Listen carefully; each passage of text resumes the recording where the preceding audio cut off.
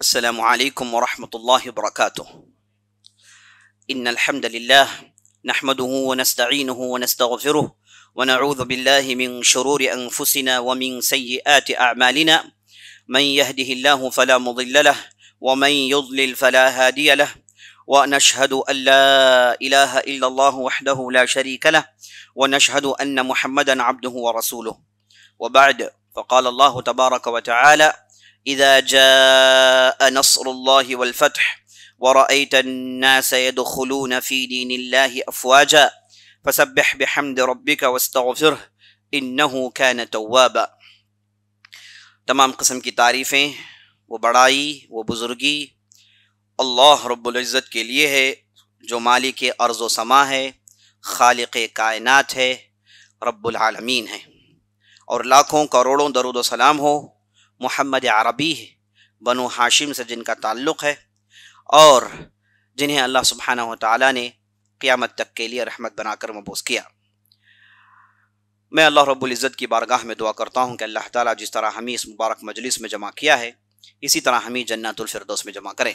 اور میں اللہ رب العزت سے دعا کرتا ہوں کہ اللہ تعالیٰ رمضان کی ہماری محنتوں کو قبول فرمائے، ہمارے ذکر و اذکار کو قبول فرمائے، ہمارے روزوں کو قبول فرمائے اور ہمارے استغفار کو قبول فرمائے، مبارک راتوں میں محنت کرنے کی توفیق بخشے اور ان کے پاداش میں ہماری گردنوں کو جہنم سے رہا کرے، آمین یا رب العالمین۔ عزیز ساتھیوں، بزرگوں، ماؤں، بہنوں اور خواتین اسلام، یہ دین جو کوئی ایک کامل اور مکمل دین ہے،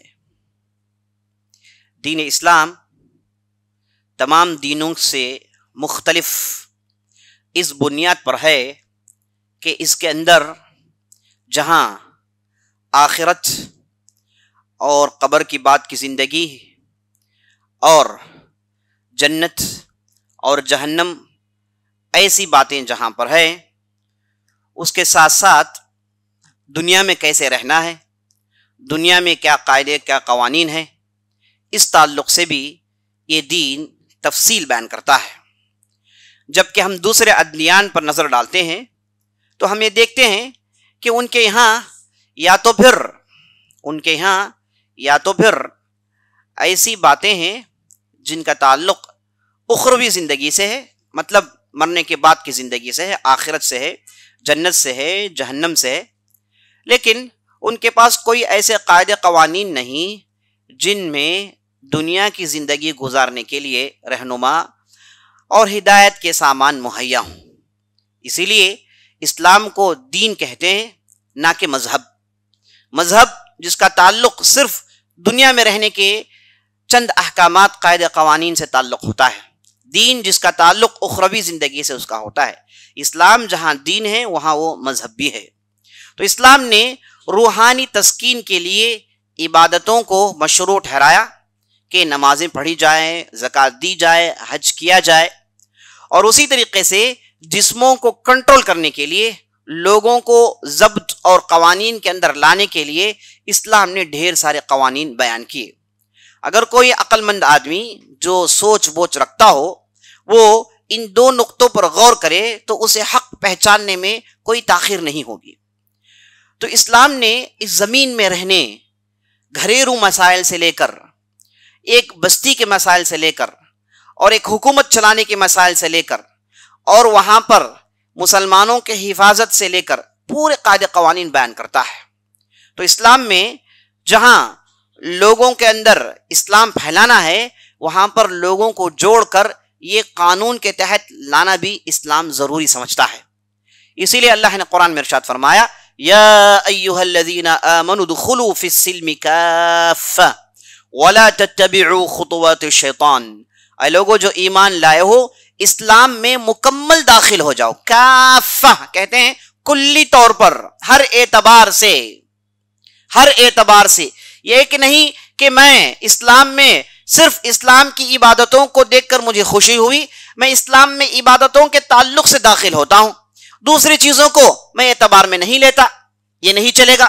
اگر یہ کہتا ہے کہ اسلام کے عقائد میں، اسلام جو عقائد پیش کرتا ہے اس عقائد میں کلیئرٹی ہے، میں اس عقائد کو اختیار کرتا ہوں، اور اسلام کہتا ہے جو عبادتیں کی باتیں اسے میں اختیار نہیں کرتا، یہ نہیں کہہ سکتا آدمی۔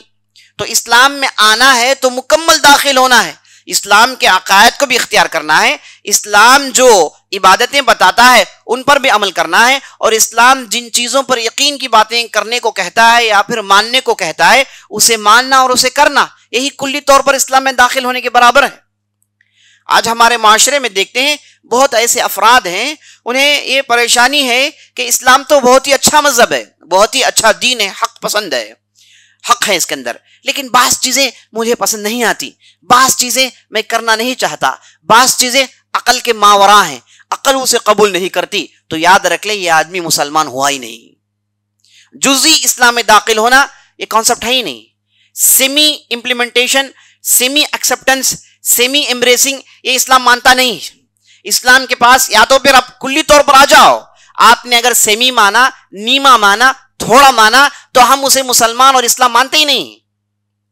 یا ایھا الذین آمنوا ادخلوا فی السلم کافہ، اسلام میں ہر اعتبار سے داخل ہو جاؤ، اسلام کے عقائد کی خوبیاں جانتے ہو تو مکمل طور پر اسے ایکسپٹ کرو، اسلام کی بتائی ہوئی عبادتیں بہت اچھی ہیں، اس میں پنجگانے نماز کی پابندی ہے، اس میں روزوں کی پابندی ہے، اس میں حج جیسا ایک گلوبل میٹنگ سپاٹ کو واجب قرار دیا گیا ہے، یہ چیزیں پسند آتی ہیں تو یاد رکھ لیں اسے آپ اختیار کرنا چاہتے ہیں تو ساتھ ساتھ عقائد کو بھی اختیار کریں اور ساتھ ساتھ وہ قاعدے قوانین کو بھی اختیار کریں۔ اسلام جو آپ کو دیتا ہے بستی میں رہنے کے اعتبار سے، لوگوں کو جوڑ کر ان پر حکومت کرنے کے اعتبار سے اور ان کی بستیوں کو بنانے کے اعتبار سے، تو اسلام جہاں لوگوں کو بناتا ہے وہاں اسلام بستیوں کو بھی بناتا ہے، اور بستیوں کو بنا کر وہاں پر سیاست اور گورنمنٹ کی بھی تعلیمات دیتا ہے تاکہ ایک انسان بھرپور انداز سے اسلام میں داخل ہو جائے۔ تو یہ جو آیت ہے اس کے اندر بہت ہی گہرے معنی ہیں، یہ پوری ہماری تاریخ اس پر گواہ ہے کہ اسلام نے ہمیشہ مکمل داخل ہونے والوں کو مانا ہے، سیمی انٹرنس کرنے والوں کو اسلام نے کبھی انٹرٹین نہیں کیا ہے۔ تو عزیز ساتھیو، اسلام جب یہ کہتا ہے کہ آپ اسلام میں داخل ہو جاؤ اور اسلام کے احکامات کو نافذ کیا جائے، اسلام جو ڈوز اینڈ ڈونٹس بولتا ہے، اسلام جو شریعت کہتا ہے اسے نافذ کیا جائے اور وہاں پر ایک سٹیٹ بنایا جائے اور اس سٹیٹ کی حفاظت کی جائے، اس کے لیے مر مٹا جائے، اسی کو اسلام نے کہا جہاد ہے۔ آپ جس علاقے میں رہتے ہیں، جس سٹیٹ میں آپ رہتے ہیں، جو آپ کے لیے تمام اسلامی امور کو آسان کر دیتا ہے اسے آپ مانتے ہیں تو اس کے لیے آپ کٹ مری ہے۔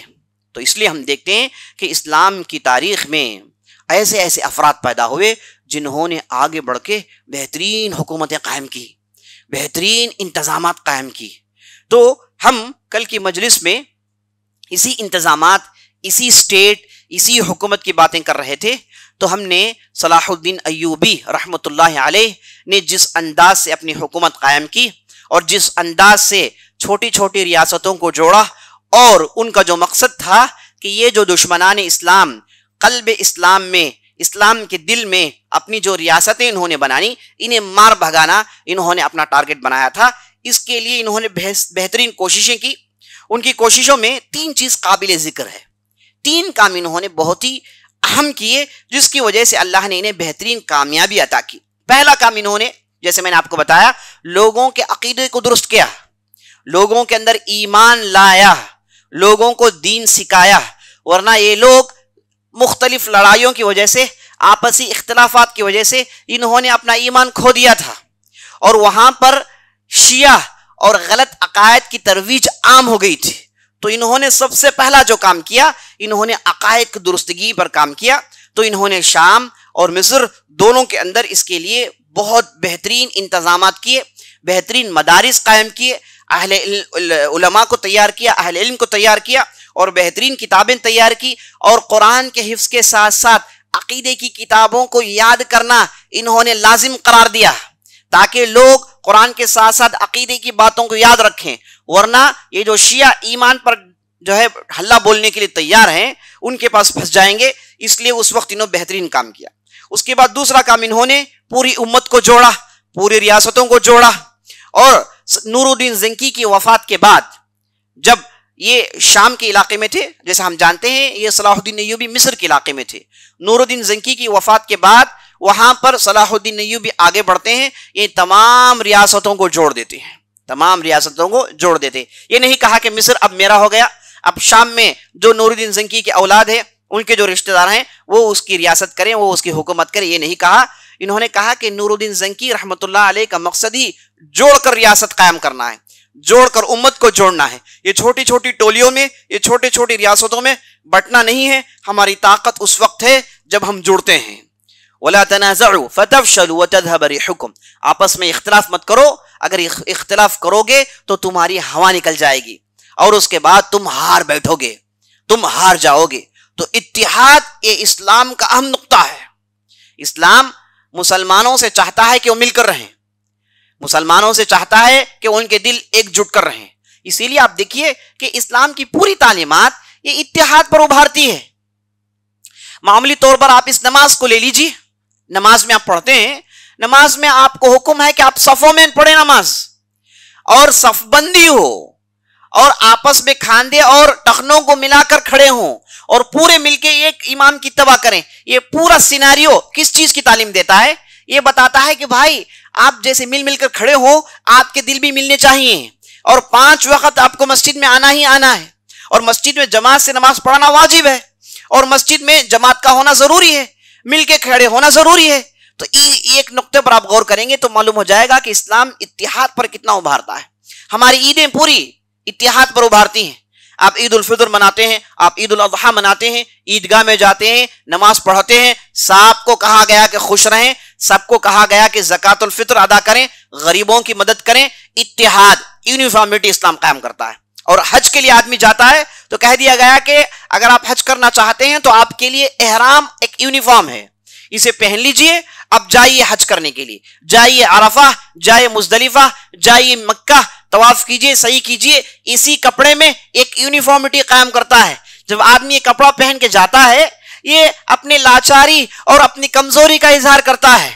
چاہے میں اپنے علاقے کا بادشاہ ہی کیوں نہ ہوں, چاہے اپنے علاقے کا میں کوئی اور کیوں نہ ہوں, لیکن جب بارگاہ الہی میں پہنچتا ہوں تو میں ذلیل ہوں, میں کمزور ہوں, میں اللہ کی رحمت کا محتاج ہوں. اس کا مظاہرہ ہے, اسے جو ہے اسے ایکسپوز کر کے دکھایا جا رہا ہے. تو اسلام کی تعلیماتیں یہ بہت ہی اہم چیزوں پر ابھارتی ہیں, اور خاص طور پر اتحاد امت ہر لمحے میں اسلام کے اندر رکھ دیا گیا ہے.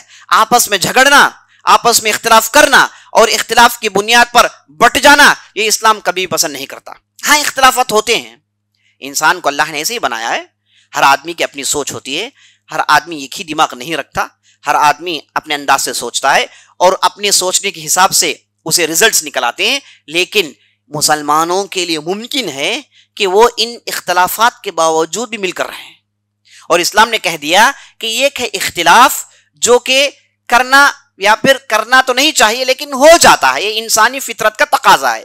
ایک ہے افتراق. اسلام نے کہا کہ افتراق یہ مذموم ہے, یہ قابل ستائش, قابل تعریف نہیں کہ لوگ فرقوں میں بٹ جائیں. ہاں البتہ اختلافات ہو سکتے ہیں, صحابہ نے اختلاف کیا, ہر ایک آدمی کی اپنی رائے ہو سکتی ہے, اپنے علم کے بنیاد پر, اپنے دلیل کے بنیاد پر. تو اختلاف کا ہونا یہ کوئی عیب کی بات نہیں, لیکن یہ اختلاف آپس میں جھگڑے, آپس میں فرقوں کو پیدا کرے, یہ اسلام پسند نہیں کرتا. اسلام اسی چیزوں سے روکتا ہے. تو صلاح الدین ایوبی جو اس حکمت سے پہلے سے واقف تھے, انہوں نے امت کو جوڑنے کی ہر ممکن کوشش کی, اور اپنے لشکر میں اپنے خاص عہدے داروں کو, اپنے پاس جو بڑے بڑے مناصب تھے اس میں انہوں نے مختلف لوگوں کو رکھا. کوئی ان کے پاس عربی ہے, تو کوئی ترکی ہے, تو کوئی کردی ہے, تو کوئی ترکمانی ہے, کوئی دوسرے علاقے کا ہے, سب کو ملا کر انہوں نے اپنے پاس رکھا.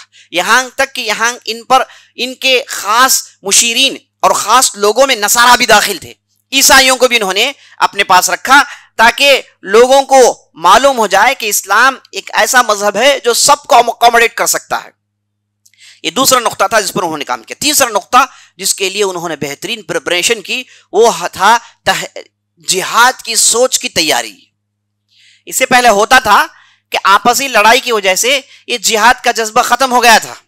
تو صلاح الدین ایوبی نے اس روح کو پھونکا, کہا کہ دیکھو ہمارا دشمن جڑا ہوا ہے, ہم آپس میں اختلاف کیے ہوئے ہیں, وہ ہماری بستی کو لوٹنا چاہتا ہے اور پہلے سے ہماری ریاستوں کو ضبط کیا ہوا ہے. روحا, طرابلس, بیت المقدس, سور نامی 4 اہم ریاستوں کو انہوں نے اپنے قبضے میں لے لیا ہے. انہیں مار بھگانا ہے تو ہمیں جڑنا چاہیے. اور صلاح الدین ایوبی جب تھے اس وقت لگ بھگ 40-50 سال سے عیسائیوں کے ہاتھ میں یہ ریاستیں تھیں, اور کل کے مجلس میں آپ نے بعض نمونے دیکھے جس میں صلاح الدین ایوبی رحمۃ اللہ علیہ نے کہا کہ میں ہنس کہہ سکتا ہوں، میں کیسے مسکرا سکتا ہوں، کیسے ہنس سکتا ہوں، جبکہ ہماری مسجد بیت المقدس میں، المسجد الاقصی میں انہوں نے گھوڑوں کو باندھ رکھا ہے، انہوں نے پوری مسجد کو گندی کی ہوئی ہے، انہوں نے اللہ کی کتاب کو جلایا ہوا ہے اور پورا کوڑا کرکٹ ڈالتے ہیں، گندا کیا ہوا ہے، تاکہ مسلمانوں کی مسجد کی ذلت کریں اور اسلام کو ذلیل کریں، یہ ان کا مقصد ہے، اور میں ہنستا کھیلتا رہوں؟ خدا کی قسم، جب تک اس اللہ کے گھر کو میں رہا نہیں کر لیتا، جب تک یہاں کے صلیبیین کو میں مار نہیں بھگاتا، میں چین کی نیند نہیں سوؤں گا، میں چین نہیں لوں گا، یہ انہوں نے پہلے سے ٹھانا ہوا تھا۔ تو یہ جو جہاد کی روح انہوں نے پبلک میں پھونکی تھی، عوام کے اندر پھونکی تھی، تو ان کے اوپر دیوانہ وار مرتے تھے، ان پر لوگوں کا اعتماد پیدا ہو گیا، سارے عالم اسلامی سے، حجاز سے، عراق سے ڈھیر سارے لوگ ان کے لشکر میں داخل ہو گئے، جس کی وجہ سے ان کے لشکر کی تقویت کہیں دور پہنچ گئی۔ یہ 3 کام انہوں نے بہت ہی اہم کیے تھے، جس کی وجہ سے ڈھیر سارے کامیابیاں اللہ نے انہیں دی۔ تو کل کی مجلس میں ہم نے صلاح الدین ایوبی رحمۃ اللہ علیہ کو لے کر ان کے بعض اخلاق پر غور کیا، بعض اخلاق کی تفصیل ہم نے دیکھی۔ ہم نے یہ دیکھا کہ وہ کیسے صبر کرتے تھے، ان کے کیسے اخلاق تھے، وہ معاف کرنا پسند کرتے تھے، دین کو لے کر ان کی کیا صلابت تھی، یہ پوری باتیں ہم نے کل کی مجلس میں دیکھی۔ آج 2 نقطوں پر ہم انشاءاللہ گفتگو کریں گے۔ پہلا نقطہ، ان کا عقیدہ کیا ہے، یہ کس عقیدے کے تھے، یہ کیا منہج کو مانتے تھے۔ ان کی پوری زندگی پڑھنے کے بعد، ان کی سوچ دیکھنے کے بعد یہ چیز اچھی طریقے سے ہمارے سامنے آ جاتی ہے کہ یہ بالکل صحابہ اور تابعین کے نہج پر تھے اور اسی کی دعوت کرتے تھے، اور ان کا شیعہ سے مخالفت کرنا، فرقوں کو ناپسند کرنا، لوگوں کو اللہ کی کتاب اور اللہ کے رسول کی کتاب کی طرف لوٹانا، بار بار کتاب و سنت کی اتباع پر ابھارنا، یہ سب معلوم ہوتا ہے کہ یہ بالکل الحمدللہ صحیح نہج پر تھے، بالکل صحیح عقیدہ اپنے پاس رکھتے تھے۔ ہاں، مسائل میں، بعض فروعی مسائل میں انہوں نے ایک مختلف سٹینڈ اختیار کیا ہوا تھا کہ شافعی مذہب سے ان کا تعلق تھا، لیکن عموماً یہ عقائد میں بہت پختہ تھے، اور اس کے بعد عبادات میں یہ بہت آگے تھے۔ ان کے تعلق سے آتا ہے کہ جب سے انہوں نے ذمہ داری سنبھالی، تب سے انہوں نے کوئی نماز ناغہ نہیں کی تھی، جماعت نماز سے یہ ہمیشہ پڑھتے تھے، جماعت چھوڑنے کا تصور موجود نہیں تھا، اور تہجد کو انہوں نے اپنے اوپر واجب قرار دیا تھا، چاہے جہاں کہیں بھی ہو، لڑائی کے میدان میں ہو، صحرا میں ہو، پہاڑوں میں ہو، سمندروں میں ہو، جہاں کہیں بھی ہو، دشمن کے سامنے ہو یا پھر جہاں کہیں بھی ہو، انہوں نے تہجد کی نماز نہیں چھوڑی، اور اپنے لشکروں میں جاتے، اپنے سپاہیوں کو دیکھتے، اگر سپاہی بیٹھ کر کوئی اچھی بات سن رہے ہیں، اللہ کے کلام کی تلاوت کر رہے ہیں، تو ان کی بڑی تعریف کرتے، اگر سپاہی کھیل رہے ہیں، کوئی دوسرے چیز میں مصروف ہیں، تو انہیں تاکید کرتے کہ وقت مت برباد کرو، ہو سکتا ہے کہ کل جہاد کے لڑائی میں تم شہید کر دیے جاؤ اور اللہ کے پاس پہنچ جاؤ، تو جو وقت آپ کو ملا ہے اسے غنیمت سمجھو، کیونکہ ہم جہاد میں ہیں، اللہ کے راہ میں روزانہ لڑ رہے ہیں، ضروری نہیں کہ ہمارے لیے زندگی لمبی ہو، کبھی بھی ہماری زندگی ختم ہو سکتی ہے، اور ہم نے تو دشمنوں سے کھلم کھلا دشمنی کی ہوئی ہے، اور پورا دشمن ہمارے سامنے جڑا ہوا ہے، تو ہماری زندگیاں ہماری ہتھیلی میں ہوتی ہیں، تو تم ایسے حرکتیں کر کے وقت ضائع مت کرو، جو بھی اللہ نے تمہیں موقع دیا اس میں اللہ کو راضی کرنے کی کوشش کرو، ذکر و اذکار سے اپنے اوقات کو بھرو، قرآن کی تلاوت کرو۔ یہ ان کی تعلیمات ہوتی تھی عام لشکر کے لیے، عام سپاہیوں کے لیے، اور انہی لوگوں کے اپنے پاس رکھا، جیسے بہاؤالدین شداد ہو گئے، تقی الدین ہو گئے، علی بن سفیان ہو گئے، یہ وہ افراد تھے جنہیں انہوں نے متقی اور پرہیزگار بنایا تھا۔ یہ بھی ان کے طریقے سے جماعتیں نہیں چھوڑتے تھے، تہجد کے پابند تھے، تو عقیدے کے اعتبار سے بہترین فرد ثابت ہوئے ہیں۔ تو اس ناحیے سے ہمیں اچھی طریقے سے سمجھ لینا چاہیے کہ اللہ کے طرف سے یہ ایک بہت بڑی مدد تھے امت کے لیے۔ اب چلیے آگے بڑھتے ہیں، ہم دیکھتے ہیں کہ ان کی لڑائیاں کیسی تھی، ان کی جہاد کیسی تھی۔ پہلے تو ان کے جہاد، ان کے لڑائیاں کے تعلق سے ہمیں اچھی طریقے سے جان لینا چاہیے کہ یہ لڑائی کے میدان میں اترنے سے پہلے لڑائیاں جیت لیتے تھے۔ یہ بہت بڑا سوال تھا جس پر یورپین سے لمبی لمبی گفتگو کی ہے، یہ آخر ان سے کیسی ممکن ہے۔ تو جب ان کی ہم تاریخ پڑھتے ہیں تو ان کی جو شخصیت تھی اور ان کا جو ذہن تھا، یہ اس کے لیے بہت ہی سپورٹیو تھا۔ یہ جس انداز سے سوچتے تھے اور جس انداز سے اللہ نے انہیں تجربہ دیا تھا، جس کی وجہ سے انہوں نے ایسے کارنامے انجام کر دکھائے کہ یہ لڑائی کے میدان میں اترنے سے پہلے جیت لیتے تھے، اور ان کے پاس اتنا مضبوط انٹیلیجنس تھا. اس کی چند مثالیں میں نے آپ کے کل کی مجلس میں آپ کے سامنے رکھی. تو ان کی زندگی کے 3 بڑے لڑائیاں ہیں. بہت ساری چھوٹی چھوٹی لڑائیاں ہیں، میں تفصیل میں جانا نہیں چاہتا، وقت بھی ہمارا ساتھ نہیں دے رہا ہے. میں آپ کے سامنے ان کی زندگی کی 3 بڑی لڑائیاں اور اس کی تفصیل رکھ کر میں سمجھوں گا کہ میں نے اس موضوع کا حق ادا کر دیا. پہلی لڑائی جس کا میں آپ کے سامنے ذکر کرنا چاہتا ہوں وہ لڑائی ہے حطین کی لڑائی. معرکت حطین بہت ہی اہم لڑائی ہے. یہ لڑائی پیش آئی 583 ہجری میں، 583 ہجری میں. اب اس لڑائی کو سمجھنا ہے تو اس سے تھوڑا آگے آپ کو بڑھے، آپ دیکھیں کہ کیسے حالات تھے اور یہ لڑائی کیسے پیش آئی. میں نے آپ کو بتایا عیسائی ان کی ریاستیں جن کی تعداد 4 تھی، انہوں نے بالکل اسلامی دنیا کے درمیان بنا لی تھی. اس میں سے روحا ایک علاقہ تھا، اور نمبر 2 طرابلس، اور نمبر 3 بیت المقدس، اور نمبر 4 سور. پہلے اگر آپ نارتھ ٹو ساؤتھ آئیں گے تو پہلا روحا کا علاقہ جو کہ بالکل ساحل میں پڑتا ہے، اور نور الدین زنکی کے والد عماد الدین زنکی نے اسے مسلمانوں کے ہاتھ میں لے لیا تھا. عیسائیوں کے پاس تھا، مار بھگا کر انہوں نے اپنے قبضے میں لے لیا. اب 3 ریاستیں باقی تھیں. ایک تھا طرابلس، آپ اس سے آگے بڑھیں گے ساؤتھ کی طرف تو وہاں پر بیت المقدس آتا ہے، اور تھوڑا آپ آگے بڑھیں گے تو وہاں پر سور نامی ایک علاقہ آتا ہے. یہ سور یہ بالکل ساحلی علاقہ ہے. اب بیت المقدس ساحل سے ہٹ کر ہے اور طرابلس یہ بھی ساحل سے ہٹ کر ہے. اگر آپ کو بیت المقدس جانا ہے تو طرابلس ہو کر ہی جانا ہے. تو یہاں کے یہ جو 3 ریاستیں تھیں، ان کے 3 اہم عیسائی گورنرز تھے. ان کے نام بھی سن لیجئے تاکہ آپ کو قصہ اچھی طریقے سے سمجھ میں آئے. یہ جو طرابلس کا جو گورنر تھا اس کا نام تھا ریمونڈ III، اور اس کے بعد بیت المقدس کا جو امیر تھا، جو گورنر تھا عیسائیوں کی طرف سے، اس کا نام تھا لوزیانا. اصل میں لوزیانا اور ریمونڈ کے درمیان اختلافات چل رہے تھے. آخرکار لوزیانا کی بیوی نے وہ لوزیانا کو بیت المقدس کا بادشاہ بنا دیتی ہے. بیت المقدس کا جو بادشاہ ہے وہ اصل میں تمام ریاستوں کو اپنے کنٹرول میں لیا ہوا ہے. جو بھی عیسائی ریاستیں ہیں یہ اس کے قبضے میں ہیں، اور یہ یورپ کے پاپس کے ماتحت ہے. یورپ کے جو بڑے بڑے کنگز ہیں ان کے ماتحت ہے. ان لوگوں کو سیدھے ڈائریکشن تھا کہ تم کوئی بھی چیز نہیں کرو گے جب تک ہماری اجازت نہیں آتی. تو باقاعدہ یورپ سے ان کا بیک اپ ہوتا تھا.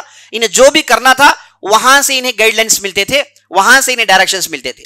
اب وہاں کے ڈائریکشنز کو لے کر یہاں پر ایگزیکیوٹ کرنے والا کون تھا؟ یہی لوزیانا تھا. نام یاد رکھیے. اور اس کے بعد سور ہے، وہاں کا ایک گورنر تھا جس کا نام بلیان. یہ نام میں آپ کو اس لیے بتا رہا ہوں کہ یہ نام اگر جانیں گے تو بعض لڑائی کے اہم ایونٹس کو آپ اچھی طریقے سے سمجھ سکتے ہیں. تو یہ ان کے گورنرز تھے. اس انداز سے یہ سیٹ اپ ہوتا تھا. یہ جو ریمونڈ III تھا، طرابلس کا جو بادشاہ تھا، وہ صلاح الدین ایوبی سے غیر معمولی متاثر تھا. ان کی جو ہے پوری زندگی کو نوٹ کرتا رہا، اور اس کے پاس اچھے خاصے انٹیلیجنس کے لوگ تھے. انہوں نے صلاح الدین ایوبی کی پوری اخبار کو پہنچاتے رہے. وہ مصر میں جب گورنر تھے اور اس سے پہلے جو منسٹر آف انٹیریئر جو شام میں تھے، اس زمانے سے انہیں نوٹ کرتا تھا. تو ریمونڈ غیر معمولی طور پر صلاح الدین ایوبی سے متاثر تھا. تو اس نے جیسے ہی صلاح الدین ایوبی نے مصر کو اپنے پورے قبضے میں لے لیا، نور الدین زنکی کی وفات کے بعد شام کو اپنے قبضے میں لے لیا، دونوں ریاستوں کو جوڑ کر یہ جو سپر پاور کی طرح بن گئے تھے. تو ریمونڈ جا کر لوزیانا سے کہتا ہے کہ اب نیکسٹ سٹیپ جو صلاح الدین ایوبی کا ہوگا وہ ہمارے علاقوں کا ہوگا. اب اس نے اپنے لوگوں کو جوڑ لیا ہے. انہوں نے 2 نقطوں پر کام کیا. جتنی بھی ریاستیں ہیں سب کو جوڑ لیں، آپسی اختلافات کو ختم کریں، سب ایک لیڈرشپ کے ماتحت آ جائیں، ایک نگرانی کے نیچے آ جائیں. اب انہوں نے نور الدین زنکی اور صلاح الدین ایوبی نے دونوں کام کو کر لیا. دونوں نے مل کے اس کام کو کر لیا. اب دوسرا کام ان کا باقی ہے، وہ یہ ہے کہ ہمیں مار بھگائیں. یہ اس پر کام شروع کر چکے ہیں. تو ریمونڈ جا کر لوزیانا جو بیت المقدس کا جو کنگ تھا اسے جا کر کہتا ہے کہ بہتر یہ ہے کہ ہم دونوں مل کے صلاح الدین ایوبی سے ٹریٹی لکھ لیں، ایک ٹریٹی سائن کر لیں. وہ ٹریٹی کیا ہے کہ 6 سال تک آپسی لڑائیاں نہیں ہوں گی، تم تمہاری جگہ رہو، ہم ہماری جگہ رہتے ہیں. تو جیسے یہ ٹریٹی کی خبر صلاح الدین ایوبی کو پہنچی، انہوں نے آمنا صدقنا کہا. صلاح الدین ایوبی نے کہا کہ میں اس کے لیے بالکل تیار ہوں، چلو ٹریٹی لکھتے ہیں. ٹریٹی لکھی گئی کہ آپس میں کوئی لڑائی نہیں ہوگی، آپس میں ایک دوسرے کے دشمنوں کی مدد نہیں کریں گے، آپس میں کوئی لڑائی نہیں ہوگی، آپس میں ایک دوسرے کے جو دشمن ہیں ان کی کوئی مدد نہیں کرے گا. ایسے ہی 6 سال تک ہم کریں گے، اور ہمارے تاجر آپ کے علاقے میں آئیں گے اور آپ کے تاجر ہمارے علاقے میں آئیں گے. اس انداز سے ہم بھرپور امن کے ساتھ رہیں گے. اب یہ ٹریٹی سائن ہوئی تھی کب؟ 884 میں، 864 میں یہ جو ہے ٹریٹی سائن ہوئی تھی. لیکن ہوا یہ کہ میں نے بار بار آپ کو بتایا تھا، اس سے پہلے بھی ایک پوری مستقل تقریر ہوئی تھی جس میں میں نے بتایا تھا کہ دشمنان اسلام جہاں ان کی مختلف سازشیں تھی، اس میں ایک سازش نبی صلی اللہ علیہ وسلم کی قبر کو کھود کر آپ کے جسد مبارک کو لے جائیں. اس پر ہم نے تفصیلی گفتگو کی. تو اس میں میں نے آپ کو بتایا ایک شخص کا نام جس کا نام ارنالڈ تھا. یہ بندہ کرتا کیا ہے؟ یہ بندہ اچانک یورپ کے علاقوں سے اپنے ساتھ چند لٹیروں کو لیتا ہے جن کی تعداد 400-500 کے آس پاس تھی. انہیں لیتا ہے اور پورچیکل کنگ کے بیک اپ کی بنیاد پر یہ پورا میڈیٹیرین سی کٹ کرتا ہے اور وہاں سے وہ سیدھے بحر الاحمر ریڈ سی میں آ جاتا ہے. اور یہ اپنے ساتھ کئی اونٹ لایا تھا. اونٹ پر اس نے کشتیوں کو باندھ کر یہ بحر احمر جو ریڈ سی ہے وہاں پر کشتیوں کو بنا لیتا ہے. کسی کو کانوں کان خبر نہیں ہوتی. اور اس نے لگ بھگ 30 سے 40 بڑی بڑی کشتیاں بنا لی اور اچانک اسلامی شہروں پر، خاص طور پر مکہ، مدینہ اور جدہ، ان علاقوں پر اچانک حملہ کر دیتا ہے. یہاں کے جو مسلمانوں کے پاس اس زمانے میں نیوی فورس کی بہت ہی کمزوری تھی، تو ان کے پاس چھوٹی موٹی بیڑے تھے، چھوٹے موٹے لڑائی کے جو ہے شپس تھے. اب یہ اچانک ایسا حملہ کرتا ہے کہ یہاں کے پورے شپوں کو ڈبا دیتا ہے اور ان قریب تھا کہ وہ مدینے میں داخل ہو جاتا. یہ خبر صلاح الدین ایوبی رحمۃ اللہ علیہ کو پہنچتی ہے اسی زمانے میں. تو فوراً ان کے ماتحت جو سپہ سالار تھے جن کا نام حسام الدین لؤلؤ جو مصر میں ہوا کرتے تھے، انہیں حکم دیتے ہیں کہ فوراً آگے بڑھیں اور ان ظالموں کو روکیں. تو وہ اپنے ساتھ چند لوگوں کو لیتے ہیں جن کی تعداد بڑی مشکل سے 100-150 کے آس پاس تھی. یہ لے کے بڑی تیزی سے آگے بڑھتے ہیں اور ان عیسائیوں کے بیڑوں کو مار گراتے ہیں. اور اللہ کی مدد ملتی ہے تو ان پوروں کو، جتنے بھی عیسائی تھے ان سبوں کو ارسٹ کر لیا. لگ بھگ ان کی تعداد 300 کی تھی اور ان کے 150-200 کی تعداد مار کے ختم کر دی گئی. اور ان 300 لوگوں کو ارسٹ کر کے یہ مصر واپس لاتے ہیں اور صلاح الدین ایوبی کو خط لکھتے ہیں. کہتے ہیں کہ اب میرے پاس 300 قیدی ہیں عیسائیوں کے، میں ان کے ساتھ کیا کروں؟ تو صلاح الدین ایوبی جو عام طور پر رحیم دل، عام طور پر معاف کرنے والے، انہوں نے کہا کہ ان میں سے کسی کو نہیں چھوڑا جائے، سب کو ختم کر دیا جائے، کیونکہ ان کا جرم بہت بڑا ہے. یہ جو ریڈ سی ہے، یہ جو سٹرپ، جو بیلٹ ہے، یہ اللہ نے مسلمانوں کے لیے رکھا ہوا ہے. اور یہاں پر مکہ مدینہ جیسے مقدس علاقے ہیں، یہاں پر پہنچنا آسان نہیں ہے. یہ ہمارے لیے ہمیشہ ریڈ لائن ہے، اسے کوئی ٹچ نہیں کرے گا. تو اگر ہم نے انہیں معاف کر دیا تو ہو سکتا ہے کہ کوئی دوسرا شر پسند آگے چل کے وہ دوبارہ اس کی کوشش کرے. تو انہیں ایسی سزا دو کہ پورا یورپ اسے سن کے ہدر جائے. تو 300 یہ عیسائی جو قیدی تھے جو ہنگامہ مچانے آئے تھے، انہیں ایک ہی دن 300 کے قیدیوں کو ان کے سر مار دیے جاتے ہیں اور سب کو قتل کر دیا جاتا ہے. یہ پیغام صلاح الدین ایوبی کو پہنچایا گیا. تو صلاح الدین ایوبی نے پوچھا کہ بھائی ان کا جو بڑا تھا وہ کون ہے؟ تو کہتے ہیں کہ ان کا بڑا جس کا نام ارنالڈ تھا وہ بچ کے بھاگ گیا. تو صلاح الدین ایوبی نے کہا کہ یہ تو بہت بڑی غلطی ہو گئی، یہ تو واپس آئے گا. ایسے ہی ہوا، یہ تو واپس آئے گا. انہوں نے کہا یہ بچ گیا ہے، ضرور واپس آئے گا. تو یہاں پر جب یہ ارنالڈ بھاگا تو یہ بھاگ کر کہاں پہنچتا ہے؟ یہ بھاگ کر پہنچتا ہے طرابلس، بھاگ کر پہنچتا ہے بیت المقدس. اب وہاں پر رہتا ہے. اب اس کے جو لوگ مارے گئے اس کا غم اسے بھیانک طور پر کھا رہا تھا کہ میرے اتنے لوگ مر گئے ہیں. اسے جو ہے یہ جو پہلے سے جو مقصد لے کر آیا اس مقصد میں اسے کامیابی نہیں ملی اور ساتھ ساتھ اس کے لوگ بھی مر گئے، تو اسے بہت ہی زیادہ پریشانی ہوئی. تو مسلمانوں کو لے کر انتہائی نڈر اور مسلمانوں کو لے کر انتہائی نفرت والا بن جاتا ہے اور جہاں کہیں بھی مسلمان دیکھتے انہیں اذیت دینے کی کوشش کرتا. تو یہ جن ریاستوں میں رہتا ہے ان ریاستوں میں سے بعض مسلمان نکل کے حج کے قافلے میں جاتے ہیں تو یہ ان حاجیوں پر حملہ کرتا ہے، ان میں سے کئی لوگوں کو قتل کرتا ہے اور بعض حاجیوں سے کہتا ہے کہ چلو چیخو، اب تم تمہارے محمد کو بلاؤ، دیکھتے ہیں کہ تمہاری مدد کے لیے کون آتا ہے. ایسا کہہ کے اس نے کئی حاجیوں کو قتل کر دیا اور یہ بہت ہی بڑا جرم تھا. اس موقع پر صلاح الدین ایوبی نے کہا کہ اس ظالم کا قتل میں اپنے ہاتھوں سے کروں گا. تو یہ جو واقعہ ہوا اور ارنالڈ کو جس طریقے سے طرابلس کے بادشاہ اور جس طریقے سے بیت المقدس کے بادشاہ نے سپورٹ کیا، انہوں نے ٹریٹی کو توڑ دیا. انہوں نے جو 6 سال کی جو ٹریٹی تھی وہ ٹریٹی ٹوٹ گئی. آپ ٹریٹی کے اعتبار سے دشمنوں کو مدد نہیں کرنی تھی. جیسے ہم نبی صلی اللہ علیہ وسلم نے فتح مکہ کا واقعہ کیسے پیش آیا. جو فتح مکہ ہے یہ پوری سیرت کے اندر بلکہ پورے تاریخ اسلامی میں سب سے بڑی جیت ہے. اللہ نے قرآن میں ارشاد فرمایا اِنَّا فَتَحْنَا لَكَ فَتْحًا مُبِينًا, ہم نے تو آپ کے لیے کھلی جیت دی ہے. تو اللہ نے فتح مکہ کو کھلی جیت کہی. یہ فتح مکہ کا واقعہ کیسے پیش آیا؟ یہ قبیلہ تھا جنہیں بنو بکر کہا جاتا ہے, اور ایک قبیلہ تھا جنہیں بنو خزاعہ کہا جاتا ہے. بنو خزاعہ کا قبیلہ یہ مسلمانوں کے ساتھ جڑا ہوا تھا. بنو بکر کا قبیلہ یہ مشرکین کے ساتھ جڑا ہوا تھا. اب یہ دو قبیلوں کے درمیان لڑائیاں ہو گئی, بنو بکر اور بنو خزاعہ کے درمیان مکے کے آؤٹ سکرٹس میں لڑائیاں ہو گئی. تو وہاں پر قریش کو خاموش رہنا چاہیے کیونکہ یہ دو قبیلے آپس میں لڑ رہے ہیں. ٹریٹی صلح حدیبیہ کے مطابق مسلمانوں کے ہم پر حملہ اور مسلمانوں کے دشمنی کی ساتھداری نہیں کریں گے, یہی تو ٹریٹی میں لکھا ہوا تھا حدیبیہ میں. لیکن ان لوگوں نے کیا کیا؟ قریش نے رات کے اندھیریوں میں بنو بکر کی طرفداری کی, اسلحہ دیا, اور قریش کے بعض سردار بنو خزاعہ کے سردار کو قتل کرتے ہوئے دیکھے گئے. تو وہاں سے ایک صحابی جو آگے چل کے مسلمان ہوتے ہیں جن کا نام بدیل بن عبداللہ تھا, وہ دوڑتے ہیں سیدھا مدینہ, اور مدینہ پہنچ کر خبر پہنچاتے ہیں کہ قریش نے بنو بکر کی طرفداری کی. تو نبی صلی اللہ علیہ وسلم نے کچھ نہیں کیا, سیدھے فتح مکہ کی تیاری کا اعلان کر دیا. کہا کہ ہم اب مکہ کی طرف جانے والے ہیں. تو 10,000 کے لشکر کی تعداد کی تیاری ہوئی, اور اس کے بعد آپ صلی اللہ علیہ وسلم نے مکے پر چڑھائی کی. اور اس کے بعد ابو سفیان آتے ہیں جو اس وقت کے قریش کے سردار تھے, وہ آتے ہیں تاکہ دوبارہ ٹریٹی کو رینیول کریں. نبی صلی اللہ علیہ وسلم نے گفتگو نہیں کی ان سے کیونکہ ٹریٹی ٹوٹ گئی, بس یہ غلطی تمہارے طرف سے تھی. اب یہ ہمارے لیے آپشن ہوتا ہے کہ ہاں چاہے ہم مانیں چاہے ہم نہ مانیں. تو بالکل اس طریقے سے یہاں پر ہوتا یہ ہے کہ ارنالڈ کی جب طرابلس کا گورنر اور بیت المقدس کا کنگ بادشاہ نے جب ارنالڈ کی طرفداری کی تو صلاح الدین ایوبی رحمۃ اللہ علیہ کے ساتھ جو ٹریٹی کی گئی تھی 6 سال کے لیے, وہ ٹریٹی اب ٹوٹ گئی. اب جیسے یہ ٹریٹی ٹوٹ گئی, ان لوگوں کو معلوم ہو گیا کہ اب صلاح الدین خاموش رہنے والا نہیں ہے. تو صلاح الدین ایوبی نے فوراً ایک خط لکھا طرابلس کے بادشاہ کے لیے اور بیت المقدس کے بادشاہ کے لیے جس کا نام لوزیانا تھا.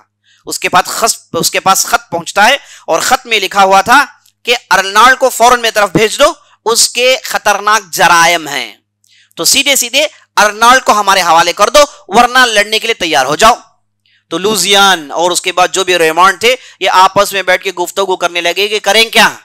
سبھوں نے اتفاق کیا کہ نہیں, ہم ارنالڈ کو سرنڈر نہیں کر سکتے, تو لڑائی کے لیے تیار ہو جائیے. تو ہوا یہ کہ چند مہینوں کے بعد, لگ بھگ 1 مہینے کے بعد, خبریں پہنچتی ہیں کہ صلاح الدین ایوبی نے اپنا لشکر اٹھا لیا ہے. اور یہاں پر یہ جو ریمانڈ تھا یہ دوڑ کر صلاح الدین ایوبی کے قدموں میں گر جاتا ہے. کہتا ہے کہ یہ مجھ سے غلطی ہو گئی, یہ اصل میں بیت المقدس کے بادشاہ کی غلطی ہے.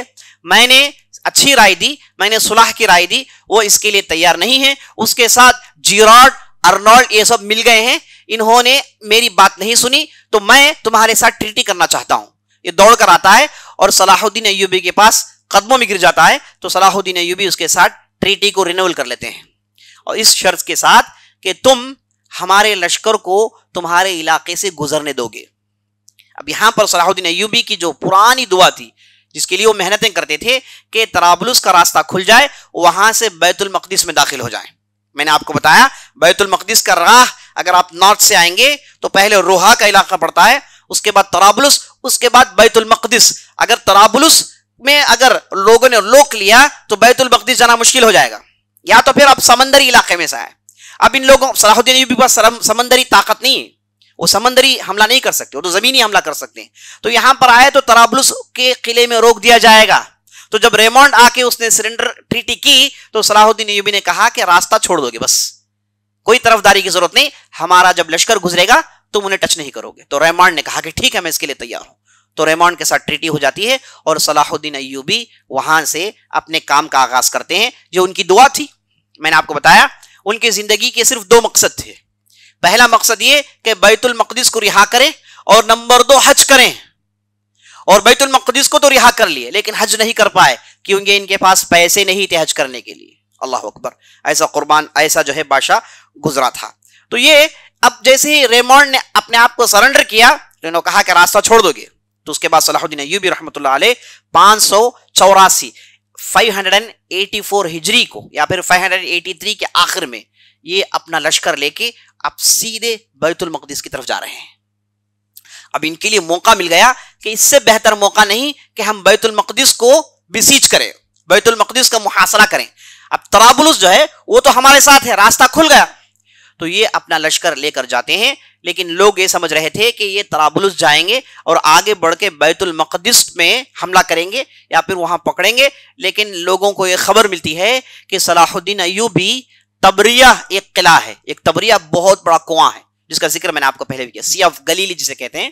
یہ بہت بڑا میٹھے پانی کا کنواں ہے, فریش واٹر پونڈ ہے, بہت بڑا ہے.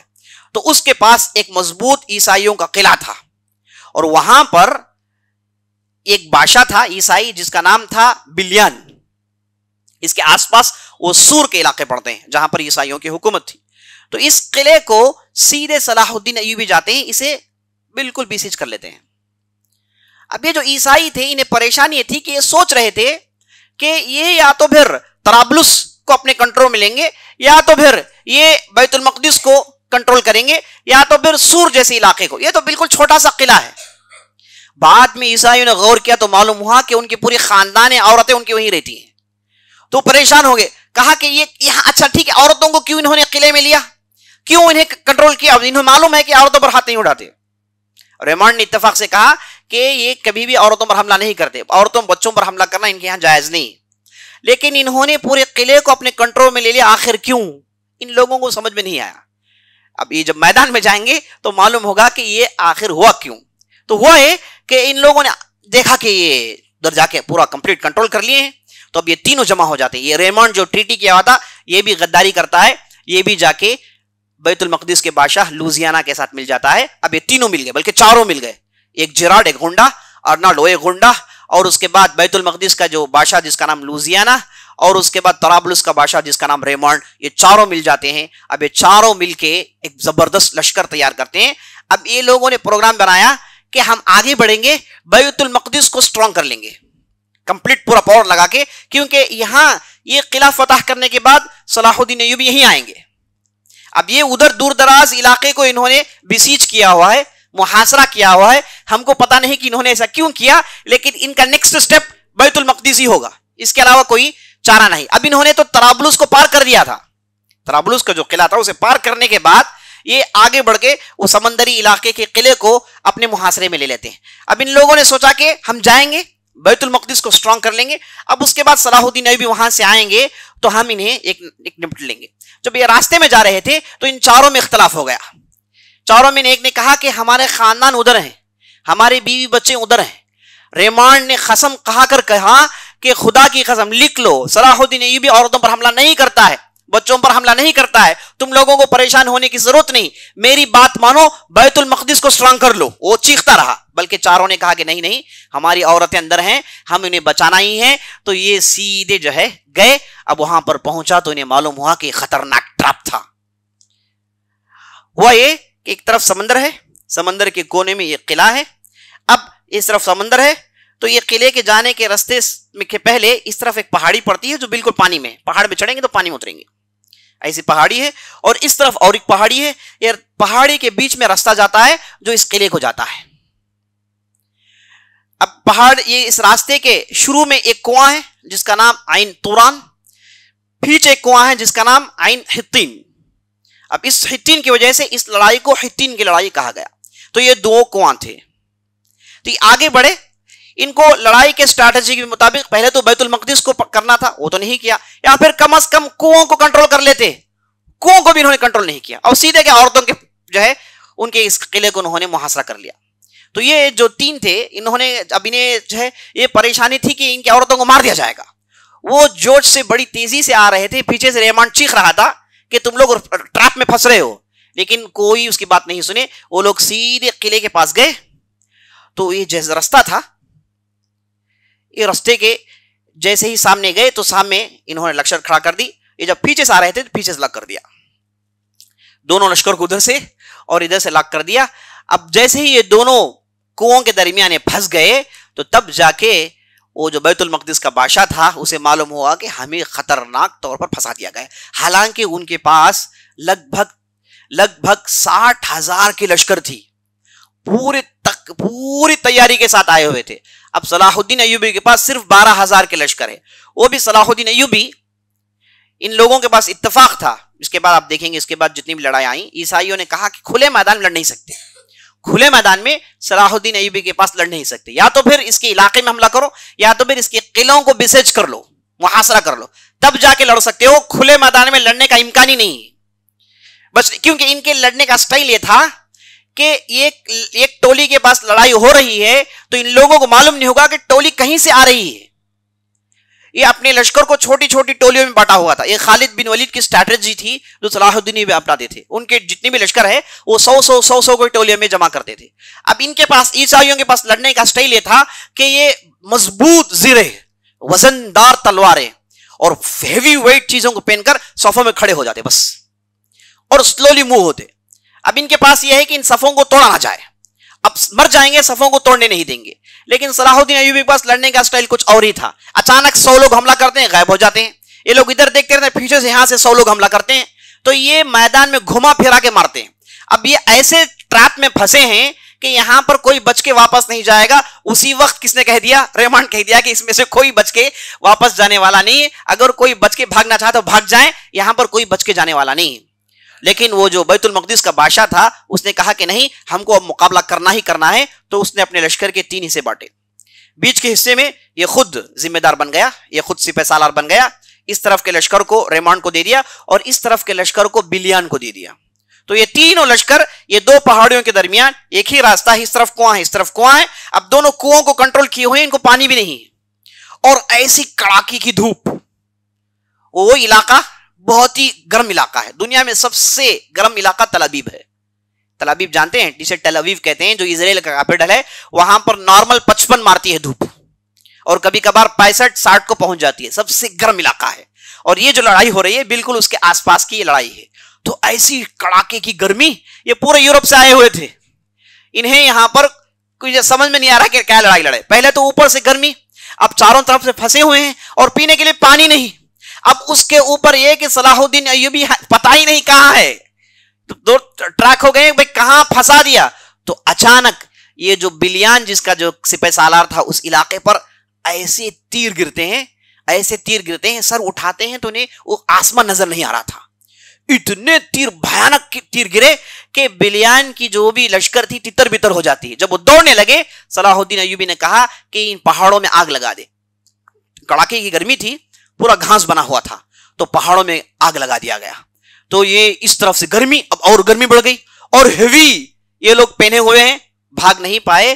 تو ان میں سے ایک بچہ بچتا نہیں. 30,000 کو مار کے گرا دیا جاتا ہے. 30,000 عیسائی قتل کر دیے جاتے ہیں، اور 30,000 عیسائی وہ اپنے ہتھیار ڈال کے سیدھے صلاح الدین ایوبی کے پاس سرنڈر ہو جاتے ہیں. تو 60,000 کی تعداد میں 30,000 صرف آدھی دن کی لڑائی تھی، اور 30,000 کو ختم کر دیا جاتا ہے، اور 30,000 ان کے پاس بطور غلام آ جاتے ہیں. اس لڑائی کو معرکہ حطین کہا گیا، جس میں یہ سب سے پہلا حملہ، اتنا بڑا حملہ، اور ایسا حملہ کہ اس کے بعد تمام عالم اسلامی کو یقین ہو گیا کہ یہ جو صلاح الدین ایوبی اور ان کے استاد نور الدین زنکی جو کہتے ہیں کہ ہم عیسائی کو مار کر بھگائیں گے، یہ واقعی کرنے والے. ورنہ اس سے پہلے لوگوں نے کہا کہ ممکن نہیں، کیونکہ جتنی بھی ریاستیں ہیں ان کا بیک اپ یورپ کر رہا ہے. اس کے پیچھے اٹالی ہے، اس کے پیچھے جرمنی ہے، اس کے پیچھے انگلینڈ ہے، اس کے پیچھے فرانس ہے، اور ان کی بھیانک طاقت ہے، اور ڈھیر سارے ان کے بابا روزانہ اسلامی دشمنی پھونکتے رہتے ہیں. تو ان کے یہاں مقابلہ کرنا ممکن نہیں. یہ تقریباً جتنی بھی ریاستیں تھیں، ان کے جتنے بھی بادشاہ تھے، سبوں نے یہی سمجھا ہوا تھا. لیکن یہ لڑائی کے بعد لوگوں کو یقین ہوا کہ صلاح الدین ایوبی جو کہہ رہے ہیں واقعی کر کر دکھا سکتے ہیں. تو اس لڑائی کو معرکہ حطین کہا جاتا ہے عزیز ساتھیو. اور جیسے معرکہ حطین ہوا اور اللہ کے فضل و کرم سے بہت بڑی جیت ہوئی، تو اب یہاں پر ہوا یہ کہ ان پورے بادشاہوں کو پکڑ لیا گیا. صرف ایک تھا بلیان، وہ بچ کے بھاگ جاتا ہے اور وہ سیدھے بیت المقدس کو چلے جاتا ہے. اب اسے معلوم ہے کہ نیکسٹ وہیں پر حملہ ہونے والا ہے. تو اس نے خط لکھ کے جتنی بھی طاقتیں تھی سب کو بیت المقدس میں چھوڑ دیا. وہ ایک بچتا ہے. بعض لوگوں نے کہا کہ باقاعدہ اسے چھوڑ دیا گیا تھا، ورنہ یہاں پر ایک چڑی بھی بچنے والی نہیں تھی. باقاعدہ بلیان کو بھگا دیا گیا تھا تاکہ وہ پراپر جا کے آؤندی سیدھی غلطیاں کرے اور اس کے بعد بیت المقدس کو پکڑنے میں آسانی ہو جائے. یہ کہا جاتا ہے کہ اسٹریٹجی کے تحت اسے بھگا دیا گیا تھا, لیکن وہ یہ سمجھ رہا تھا کہ میں ہوشیاری سے بچ گیا. اور بقیہ بچے کون؟ ایک ریمونڈ اور ایک لوزیانا اور ایک ارنالڈ اور جیرارڈ. یہ چاروں کو پکڑ لیا جاتا ہے, چاروں کو ارسٹ کر لیا جاتا ہے, ہاتھوں کو باندھ دیا جاتا ہے, چاروں کو گھٹنوں میں بٹھا دیا جاتا ہے. کہا جاتا ہے کہ انتظار کرو, ہمارے سلطان آئیں گے. تو حکم ہوتا ہے کہ انہیں خیمے میں رکھ دیا جائے اور میں آؤں گا. تو لوگ انتظار کر رہے تھے.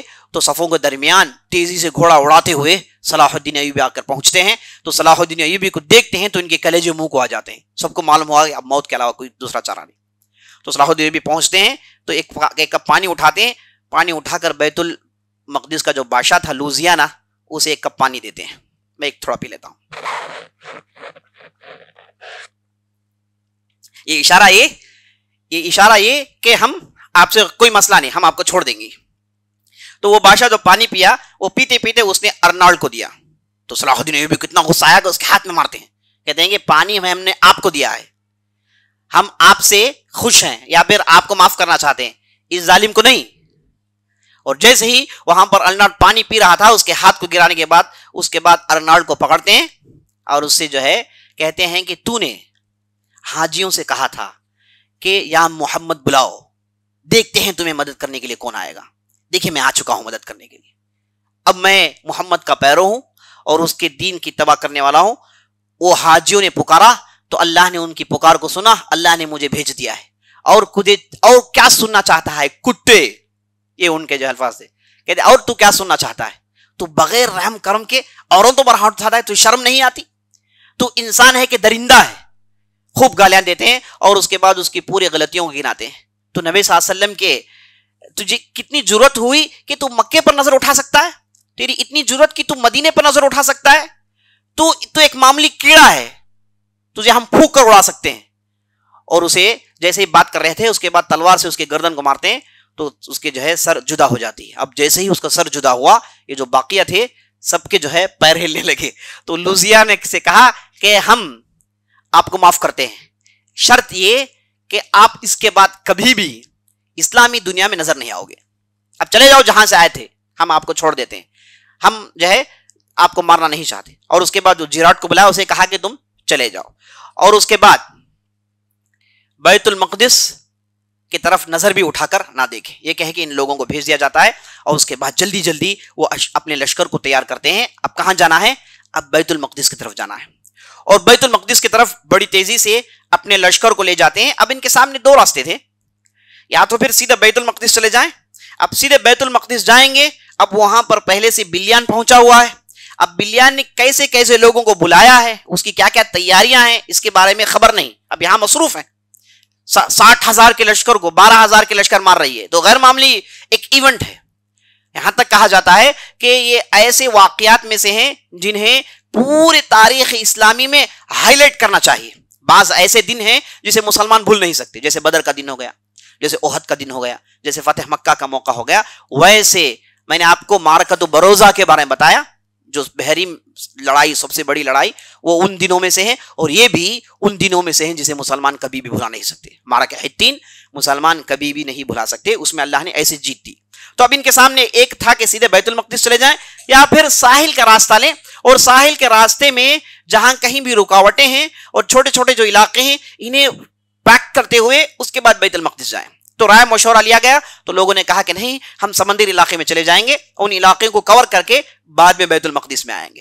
تو بڑی تیزی سے 3-4 مہینے میں یہ سمندری علاقے, ساحلی علاقے جتنے بھی وہاں پر قلعے تھے, سب کو اپنے قبضے میں لیتے ہیں, اور اس کے بعد بیت المقدس کی طرف آگے بڑھتے ہیں. اب بیت المقدس گئے, کوئی روک تھام نہیں, سیدھے گئے, بیت المقدس کو محاصرہ کر لیا.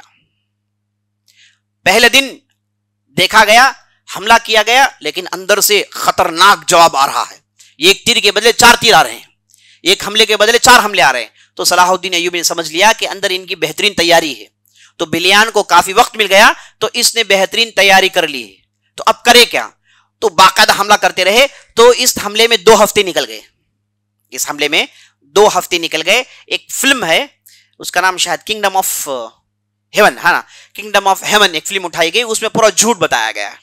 उसमें यह बताया गया है कि सलाहुद्दीन अय्यूबी हार जाते हैं या फिर वो ट्रीटी की तरफ चले जाते हैं, इसमें अंग्रेजों का हाथ ऊपर है, ऐसे बताया जाता है, जो कि गलत है।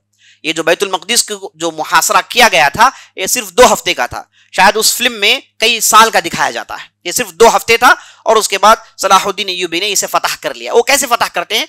2 हफ्ते के हमले हुए, तापड़तोड़ हमले हुए, अंदर से तापड़तोड़ जवाब आते हैं, कुछ भी कर नहीं पाए। तो एक मरतबा सलाहुद्दीन अय्यूबी सुबह फजर की नमाज पढ़ने के बाद कहते हैं कि कैसे इसे फतह करें। बहुत देर दुआ करने के बाद वहां से उठते हैं अपने घोड़े में और ये किले के आसपास घूमते हैं। तो उन्हें एक कोने में, लगभग समझिए कि 15-20 मीटर का इलाका, उस किले के दीवार में एक कमजोरी नजर आती है। फौरन कहते हैं कि यहां पर हमला करें। तो जितने भी मिंजनीक थे, मिंजनीक एक किस्म का एक इंस्ट्रूमेंट है जिसमें बड़े बड़े बारूद के हांडियां रखी जाती हैं और उन्हें फेंका जाता है। वो कई मीटर तक उड़ते हैं और बड़ी तेजी से गिरते हैं, और गिरते हैं तो फटते हैं, खूब आगे से निकलता है, तो जो भी करीब होगा उसे जला देते हैं। तो इसे मिंजनीक कहा जाता है। और बाज वक्त बाज मुसलमान जोश में आ जाते हैं तो मुसलमानों को रख के फेंक देते हैं, ये उड़ के किले के अंदर उतर जाते थे। ऐसा भी हुआ है। तो हुआ है कि सलाहुद्दीन अय्यूबी ने कहा कि मिंजनीक के जरिए से इस इलाके पर हमला करें, इंशाअल्लाह अल्लाह फतह देगा। तो जाते हैं और तापड़ तोड़ हमला करते हैं। आधे दिन के बाद ये दीवार गिर जाती है और मुसलमान बैतुल मक़दिस में दाखिल हो जाते हैं। तो जैसे ही बैतुल मक़दिस में दाखिल हुए तो मुसलमानों की तादाद काफी बड़ी थी, 10,000-12,000 के आसपास इनकी लश्कर थी। ये सब बैतुल मक़दिस में दाखिल हो जाते और अंदर दाखिल हुए तो ये जो बिलियान था सीधे पैर में पड़ जाता है, कहता है कि मैं आपसे सुलह करना चाहता हूं। तो सलाहुद्दीन अय्यूबी ने कहा कि सुलह कुछ भी नहीं, हम आपकी जान की बख्शिश कर सकते हैं, तुम यहां से चले जाओ। और कहा कि जो भी यहां पर रहना चाहता है रह सकता है, जो भी बच के जाना चाहता है बच के जा सकता है, जो भी जाना चाहता है वो सिर्फ 1 दीनार मुआवजा दें और उसके बाद इस जगह को छोड़ दें। और इन्होंने कहा कि जो भी बच के जाना चाहता है उसके पास सवारी नहीं है, हम सवारी सप्लाई करेंगे, कहीं और चले जा रहे हैं। अगर रहना चाहता है तो उसके लिए खुली छूट है, हम उसे कोई बास-पुरुष नहीं कहेंगे। तो ये सलाहुद्दीन अय्यूबी रहमतुल्लाह अलैह ने बिल्कुल नबी सल्लल्लाहु अलैहि वसल्लम का मामला किया।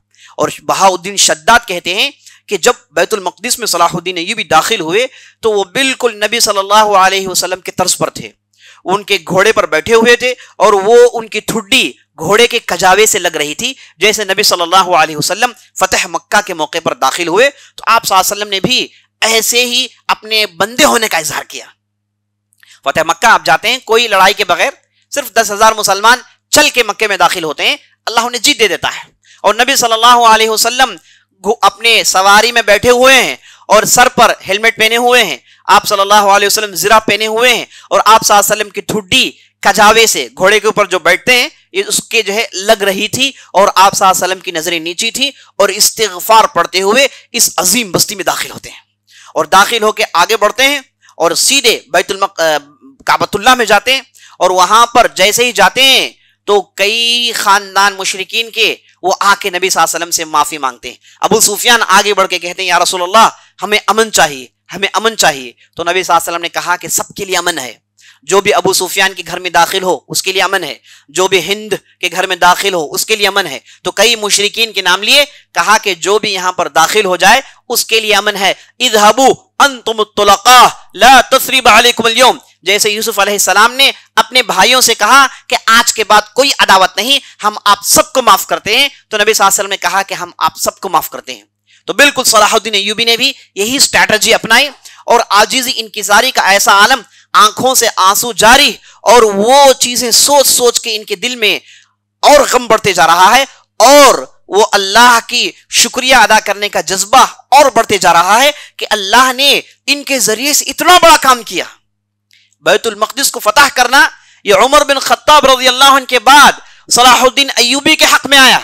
सबसे पहले बैतुल मक़दिस को उमर बिन खत्ताब ने फतह किया बगैर किसी लड़ाई के। वहां के पादरियों ने सीधे सीधे मुआविया बिन अबी सुफियान के हाथ में कुंजियां दे दी, कहा कि ये इलाका आपका है, हमारी किताबों में लिखा हुआ है कि बाज लोग आएंगे और वही इसकी हुकूमत करेंगे। तो यहूदियों ने मिलकर हाथ में कुंजी दे दी थी उमर बिन खत्ताब की, और उमर बिन खत्ताब को बुलाया गया, शर्त लगाया गया कि हम आपके खलीफा के हाथ में कुंजियां देंगे। तो उमर बिन खत्ताब ने वो 1 महीने का मशहूर सफर किया और वहां पर बैतुल मक़दिस में पहुंचते हैं और कुंजियां लेते हैं और बैतुल मक़दिस को देख रो देते हैं, कहते हैं कि तुम लोगों ने इसे क्या किया। اور تلاش کرتے ہوئے جاتے ہیں سلیمان علیہ السلام کی ممبر کو، بتایا جاتا ہے کہ یہی سلیمان علیہ السلام کا ممبر ہے، تو وہاں سے صاف صفائی کر کے وہاں پر عمر بن خطاب نماز پڑھتے ہیں۔ تو یہ عمر بن خطاب کے زمانے میں فتح ہوا، اس کے بعد مسلمانوں کے پاس رہا۔ جب صلاح الدین ایوبی آئے اور ان کے استاد نور الدین زنکی کے زمانے میں ان عیسائیوں نے اسے بڑا گندا کیا ہوا تھا، تو صلاح الدین ایوبی یہ 90 سال کے بعد عمر بن خطاب کے بعد اسے فتح کرنے والے آدمی ہیں۔ اب تاریخ اور وقت تیسرے فاتح کے انتظار میں ہے کہ عمر نے فتح کیا، صلاح الدین ایوبی نے فتح کیا، اب کون آئے گا ہمارے اس میں جو اسے تیسری مرتبہ فتح کرے، اس بیت المقدس کو دوبارہ مسلمانوں کی تحویل میں لائے۔ کیا کچھ نہیں ہو رہا ہے اور مسلمانوں کی پوری زمینوں کو انہوں نے لوٹ لیا ہے۔ اللہ سے دعا کریں کہ ایسے بہتر آدمی کو بھیجے جو دوبارہ اس مبارک مسجد، ہمارے تیسرے حرم، ہمارے پہلے قبلے کو واپس ہمارے طرف لائیں۔ اور ہم فلسطینیوں کو دیکھتے ہیں کہ انہوں نے اپنے پورے خاندانوں کو لگا دیا، لیکن کبھی بھی اس چیز کے لیے تیار نہیں کہ بیت المقدس کو یہودیوں کے حوالے کر دیں، ماننے کے لیے تیار نہیں۔ مر جاتے ہیں، بچے مر گئے، عورتیں مر گئیں، سب کچھ چلے گئے، لیکن واپس بیت المقدس دینے کی بات نہیں۔ مر جائیں گے، اسے لے کر رہیں گے۔ یہ جذبہ عزیز ساتھیوں، یہ جذبہ ہوتا ہے جو کامیابی دیتا ہے۔ اللہ سے دعا کریں کہ فلسطینیوں کو اللہ انہیں طاقت دے اور ان کے جو ہے اس مقصد میں ثبات قدمی دیں، اور اللہ سبحانہ وتعالیٰ ان کی مدد کریں اور ان کے دشمنوں کے پیروں کو ہلائیں، ان کے بچوں کو یتیم کریں، انہیں ان بستیوں سے مار بھگائیں اور انہیں ان کے خاندانوں کو برباد کریں۔ یہ بددعا ہے مومنین کی ان ظالموں پر جنہوں نے فلسطینیوں کو گاجر مولی کی طرح مارا، بچوں کی طرح مارا، کئی لاکھ اب تک مر گئے۔ اللہ سبحانہ وتعالیٰ ان کے گھروں کو برباد کرے، ان کے بستیوں کو برباد کرے۔ تو یہ صلاح الدین ایوبی تھے جو 584 میں بیت المقدس میں داخل ہو رہے ہیں، بڑی آسانی سے جیت کے اپنے ساتھ لشکر لیے ہوئے اب سیدھے مسجد کی طرف جاتے ہیں۔ اب جیسے ہی مسجد کو دیکھتے ہیں ان کے آنکھوں سے آنسو جاری ہیں کہ مسجد کی انہوں نے کیا حالت کی ہوئی ہے۔ مسجد میں انہوں نے گھوڑوں کو کھڑایا ہوا ہے، گوبر ہے، قرآن کے نسخوں کو جلایا ہوا ہے، پوری مسجد کو گندی کی ہوئی ہے۔ فوراً اپنے لوگوں کو بلاتے ہیں، کہتے ہیں کہ مسجد کو صاف کرو۔ پہلے تو انہوں نے لوگوں کو معاف کر دیا، کہا کہ جو جانا چاہے جائیں، جو رہنا چاہے رہیں، سب کو ہمارے لیے طرف سے امان ہے۔ اور اس کے بعد گئے ہیڈ کوارٹرز کو اپنے قبضے میں لیا، اب سیدھے مسجد کی طرف آ رہے ہیں اور مسجد کی اس حالت کو دیکھ کر روتے ہیں۔ وہ جمعے کا دن تھا، 27 رجب کا موقع تھا۔ اس وقت عجیب اتفاق ہے، یہ 27 رجب کا موقع جمعے کے دن صلاح الدین ایوبی مسجد میں داخل ہوتے ہیں، اور جیسے ہی مسجد میں داخل ہوئے تو پہلے مسجد کو انہوں نے صاف کیا، اور مسجد کو صاف کرنے کے بعد دیکھا وہاں پر ممبر پر کچرا ہے، گندگی پھینکی ہوئی ہے، سب کو صاف کرتے ہیں اور مسجد کو حکم دیتے ہیں کہ اب جائیں، جا کر خوبصورت عطر، سب سے قیمتی عطر جسے مسک کہا جاتا ہے، اس عطر کو منگاتے ہیں اور اس عطر سے مسجد کو صاف کرتے ہیں۔ 2-3 قسم کے عطروں کو منگاتے ہیں اور مسجد کو صاف کرتے ہیں۔ اسے معلوم ہوتا ہے کہ ان کے اندر کتنا جذبہ تھا کہ اسے بار بار صاف کر رہے ہیں، بار بار اس مسجد کو دھویا جا رہا ہے۔ جب بالکل مسجد چکا چوند ہو گئی، مسجد بالکل اس میں خوشبو چاروں طرف آ گئی، تو کہا گیا کہ وہ ممبر لے کر آؤ جو نور الدین زنکی نے بنایا ہوا تھا۔ نور الدین زنکی نے ایک ممبر بنایا ہوا تھا جس کا میں نے ذکر آپ کے کیا، جس کا نام المنبر النوری، وہ بنا کے اپنے پاس دمشق میں رکھے ہوئے تھے۔ کہا گیا کہ اس ممبر کو لایا جائے اور کہا گیا کہ اس ممبر کو یہاں پر رکھا جائے، اور جمعے کا موقع تھا، انہوں نے اپنے قاضی سے کہا کہ چلیں آپ خطبہ دیں، ہم سب آپ کا خطبہ سننا چاہتے ہیں۔ اس سے پہلے انہوں نے 2 رکعت نماز پڑھی اور بہت دیر تک روتے رہے اور اللہ کے بارگاہ میں شکریہ بجا لاتے رہے اور کہا کہ اللہ تو نے میرے مقصد میں کامیابی دے دی، اللہ تیرے لیے شکر ہو، اور اللہ کی شکر گزاری میں بہت وقت صرف کرتے ہیں، اور اس کے بعد قاضی کو بلاتے ہیں، کہتے ہیں کہ آپ خطبہ دیں۔ اب یہ قاضی جب خطبہ دینے کے لیے چڑھتے ہیں تو ان کا بھی بڑا عجیب و غریب منظر تھا، انہوں نے کچھ کہا نہیں، صرف قرآن کے آیتوں سے جس میں الحمد کا ذکر ہے ان آیاتوں کو پڑھتے جاتے ہیں۔ الحمدللہ رب العالمین، الحمدللہ فاطر السماوات والارض، یہ جتنے بھی جہاں کہیں بھی الحمد تھا قرآن میں، پوری آیاتوں کو جمع کرتے ہیں، گویا کہ ان کی طرف سے اللہ کی بڑائی بیان کر رہے ہیں، قرآن کے ذریعے سے اللہ کی تعریف کر رہے ہیں۔ یہ پورا پڑھنے کے بعد وہ اترتے ہیں اور ایک سب سے پہلا جمعہ ادھر پڑھا جاتا ہے۔ اللہ کے فضل سے آج تک یہاں پر جمعہ چل رہا ہے۔ یہ 90 سال تک کوئی جمعہ بھی نہیں، 90 سال تک کوئی نماز نہیں، بالکل پوری بربادی ہو گئی تھی۔ اور یہ جب 90 سال پہلے داخل ہوئے، 90 سال پہلے عماد الدین زنکی کے زمانے میں جب یہاں کے ایک مسلمان بادشاہ کو انہوں نے قتل کیا اور دھوکے سے اس علاقے میں داخل ہوئے، تب یہ داخل ہوئے اس وقت انہوں نے لگ بھگ 40 سے 50 ہزار مسلمانوں کو ذبح کیا، 40 سے 50 ہزار مسلمانوں کو انہوں نے ذبح کیا. جتنے بھی مسجدیں تھیں سب کو جلا دیا, جتنے بھی قرآنی نسخے تھے سب کو جلایا, اور مسلمان عورتوں کو بے پردہ کیا اور ہر قسم کی گندی حرکتیں کی. کوئی پوچھنے والا نہیں تھا. تو 90 سال پہلے جو انہوں نے قیامت برپا کیا, یہاں تک کہ ایک عیسائی یورپین رائٹر بڑی خوشی سے کہتا ہے کہ جب ہم بیت المقدس میں داخل ہوئے تو ہمارے گھوڑوں کے گھٹنوں تک خون بہ رہا تھا. ہم نے مسلمانوں کا اتنا خون بہایا کہ بیت المقدس کے سڑکوں میں ہم نے خون کے سمندر کو دوڑا دیا. بڑے فخر اور غرور سے کہتا ہے. یہ اس وقت جب یہ بیت المقدس میں داخل ہوئے. اب دیکھیے صلاح الدین ایوبی داخل ہو رہے ہیں, ایک چڑی کا بچہ قتل نہیں کیا گیا, اور عیسائی یہ آنے کے بعد محفوظ کرتے ہیں. اور جتنے مسلمان تھے ان سے تھوڑی کم تعداد میں عیسائی تھے, اور عیسائی یہاں ہمیشہ سے ہیں, آج بھی ہیں. اور یہودیوں کے کئی علاقے تھے جو پہلے تھے, آج بھی ہیں. تو یہودی, عیسائی, مسلمان سبوں کے لیے ادھر انتظام تھا, کسی کو بھگایا نہیں. جو جانا چاہتا جا سکتا ہے اور جو رہنا چاہتا ہے رہ سکتا ہے. تو دونوں کے داخل ہونے میں فرق دیکھیے. یہ وہ ظالم تھے اور یہ مسلمان بادشاہ جو اللہ اور اللہ کے رسول کے راستے پر چلنے والا ہے. تو یہ جب ہوا, بیت المقدس دوبارہ مسلمانوں کے ہاتھ میں چلا گیا. اب یورپ کے اندر بجلی گری. یہ نہ ہو اس کے لیے انہوں نے کیا کچھ نہیں کیا تھا, لیکن آخرکار ہو گیا. اور صلاح الدین ایوبی نے جس انداز سے چکما دیا, جس انداز سے ٹریپ کیا, اگر ایسا ٹریپ نہیں کیا جاتا تو بیت المقدس کو فتح کرنا ممکن نہیں تھا. تو اللہ کے فضل سے انہوں نے جو پلان بنایا, جو اسٹریٹجی بنائی, اسے جب ایگزیکیوٹ کیا تو بڑی آسانی سے بیت المقدس ان کے ہاتھ میں آ گیا. اب یہ یورپ کے اندر بجلی گری, وہاں کے پورے بادشاہ میٹنگ کرتے ہیں. انگلینڈ کا بادشاہ, جرمنی کا بادشاہ, فرانس کا بادشاہ, یہ سب جمع ہوتے ہیں اور 3.5 لاکھ کی لشکر تیار کرتے ہیں. اور یورپ کے گلیوں میں بابا جو بھی پوپس تھے وہ تقریر کرتے ہوئے گھومتے ہیں, کہتے ہیں کہ کوئی عیسائی بچہ رات میں سونا اس کے لیے حرام ہے. کوئی بھی عیسائی اپنے آپ کو عیسائی اس کے بعد نہیں کہہ سکتا. کوئی بھی عیسائی عیسیٰ کی عبادت کرنے والا نہیں ہو سکتا جب تک کہ وہ دوبارہ بیت المقدس جائیں, دوبارہ بیت المقدس کو مسلمانوں سے چھینیں. ایسے جوش و جو ولولوں سے بھرے تقریروں کو کرتے ہوئے یہ بابا گھومتے ہیں اور پوری تعداد امنڈ آتی ہے. تو پہلا اس کے کئی بیچز یہ بناتے ہیں. پہلا بیچ جو تھا وہ 10,000 کا بھیجتے ہیں, اور دوسری بیچ جو تھی وہ 3.5 لاکھ کی بھیجتے ہیں, اور بیچز تیار ہیں. یہ 3.5 لاکھ کی تعداد نور الدین زنکی کے پورے اسٹیٹ میں نہیں ہے. مجاہدین تو دور کے بعد ان کے پاس پورے اسٹیٹ میں اتنے لوگ نہیں ہیں. تو چونٹیوں کی طرح امنڈ کر آتے ہیں, اور پہلا قافلہ پہنچتا ہے, وہ بڑی تیزی سے آتا ہے, اور بالکل بیت المقدس سے دور لگ بھگ 100-150 کلومیٹر دور عکا نامی ایک علاقہ ہے جہاں کا قلعہ مضبوط تھا, عیسائیوں کے پاس تھا لیکن مسلمانوں نے اسے چھین لیا. مسلمانوں کی طرف سے ایک چھوٹا سا گورنر جس کا نام سیف الدین تھا وہ عکا میں بیٹھا ہوا تھا. یہ لوگ بڑی تیزی سے آتے ہیں, چونکہ سمندری کا علاقہ تھا تو عکا میں حملہ کر کے عکا کو پکڑ لیتے ہیں. اور خبر صلاح الدین ایوبی پہنچتی ہے کہ انہوں نے عکا کو پکڑ لیا, وہ بہت ہی اہم علاقہ تھا. تو صلاح الدین ایوبی بیت المقدس کے کاموں کو نپٹ آتے ہیں, اور اس کے بعد اپنے ساتھ لشکر لے کے اب سیدھے عکا کی طرف چلے آتے ہیں. دیکھیے ایک آدمی جو 25 سال سے لڑ رہا ہے, لڑ کے جب یہ جا رہے تھے تو ان کے قاضیوں نے کہا کہ اے جہاں پناہ, ہم لڑ کے تھک چکے ہیں, ہم 20 سال سے لڑ رہے ہیں, ہم لڑ کے تھک چکے ہیں, تھوڑی تو ہمیں مہلت چاہیے. صلاح الدین ایوبی کہتے ہیں کہ نہیں, اگر یہ پھر آ جائیں تو پھر بڑا مسئلہ ہو جائے گا, اب ہمیں انہیں موقع نہیں دینا ہے. تو سیدھے آتے ہیں, عکا کے پاس پہنچتے ہیں, اب وہاں پر پہلے سے عیسائی بیٹھے ہیں, اب پھر وہاں پر لڑائی چلتی ہے. اب لڑائیاں شروع ہوتی ہیں, اور یہ لڑائیاں 30 مہینے تک چلتی ہیں. کتنے؟ 30 مہینے, لگ بھگ 2.5 سال 3 سال تک لڑائیاں چلتی ہیں. اور پورا یورپ اس عکے کو بیک اپ کر رہا ہے. آ رہے ہیں بیچز کے بعد بیچز کے بعد بیچز, یہ بھی لڑ رہے ہیں وہ بھی لڑ رہے ہیں. 30 مہینوں کی لڑائی, ان میں سے کئی لوگ شہید ہو گئے, مسلمانوں میں سے کئی لوگ شہید ہو گئے. مسلمانوں نے باقاعدہ خلافت سے لوگ منگایا, باقاعدہ دوسرے علاقوں سے لوگ منگائے, ان کے بھی لوگ ختم, ان کے بھی لوگ ختم, بھیانک لڑائی ہوئی.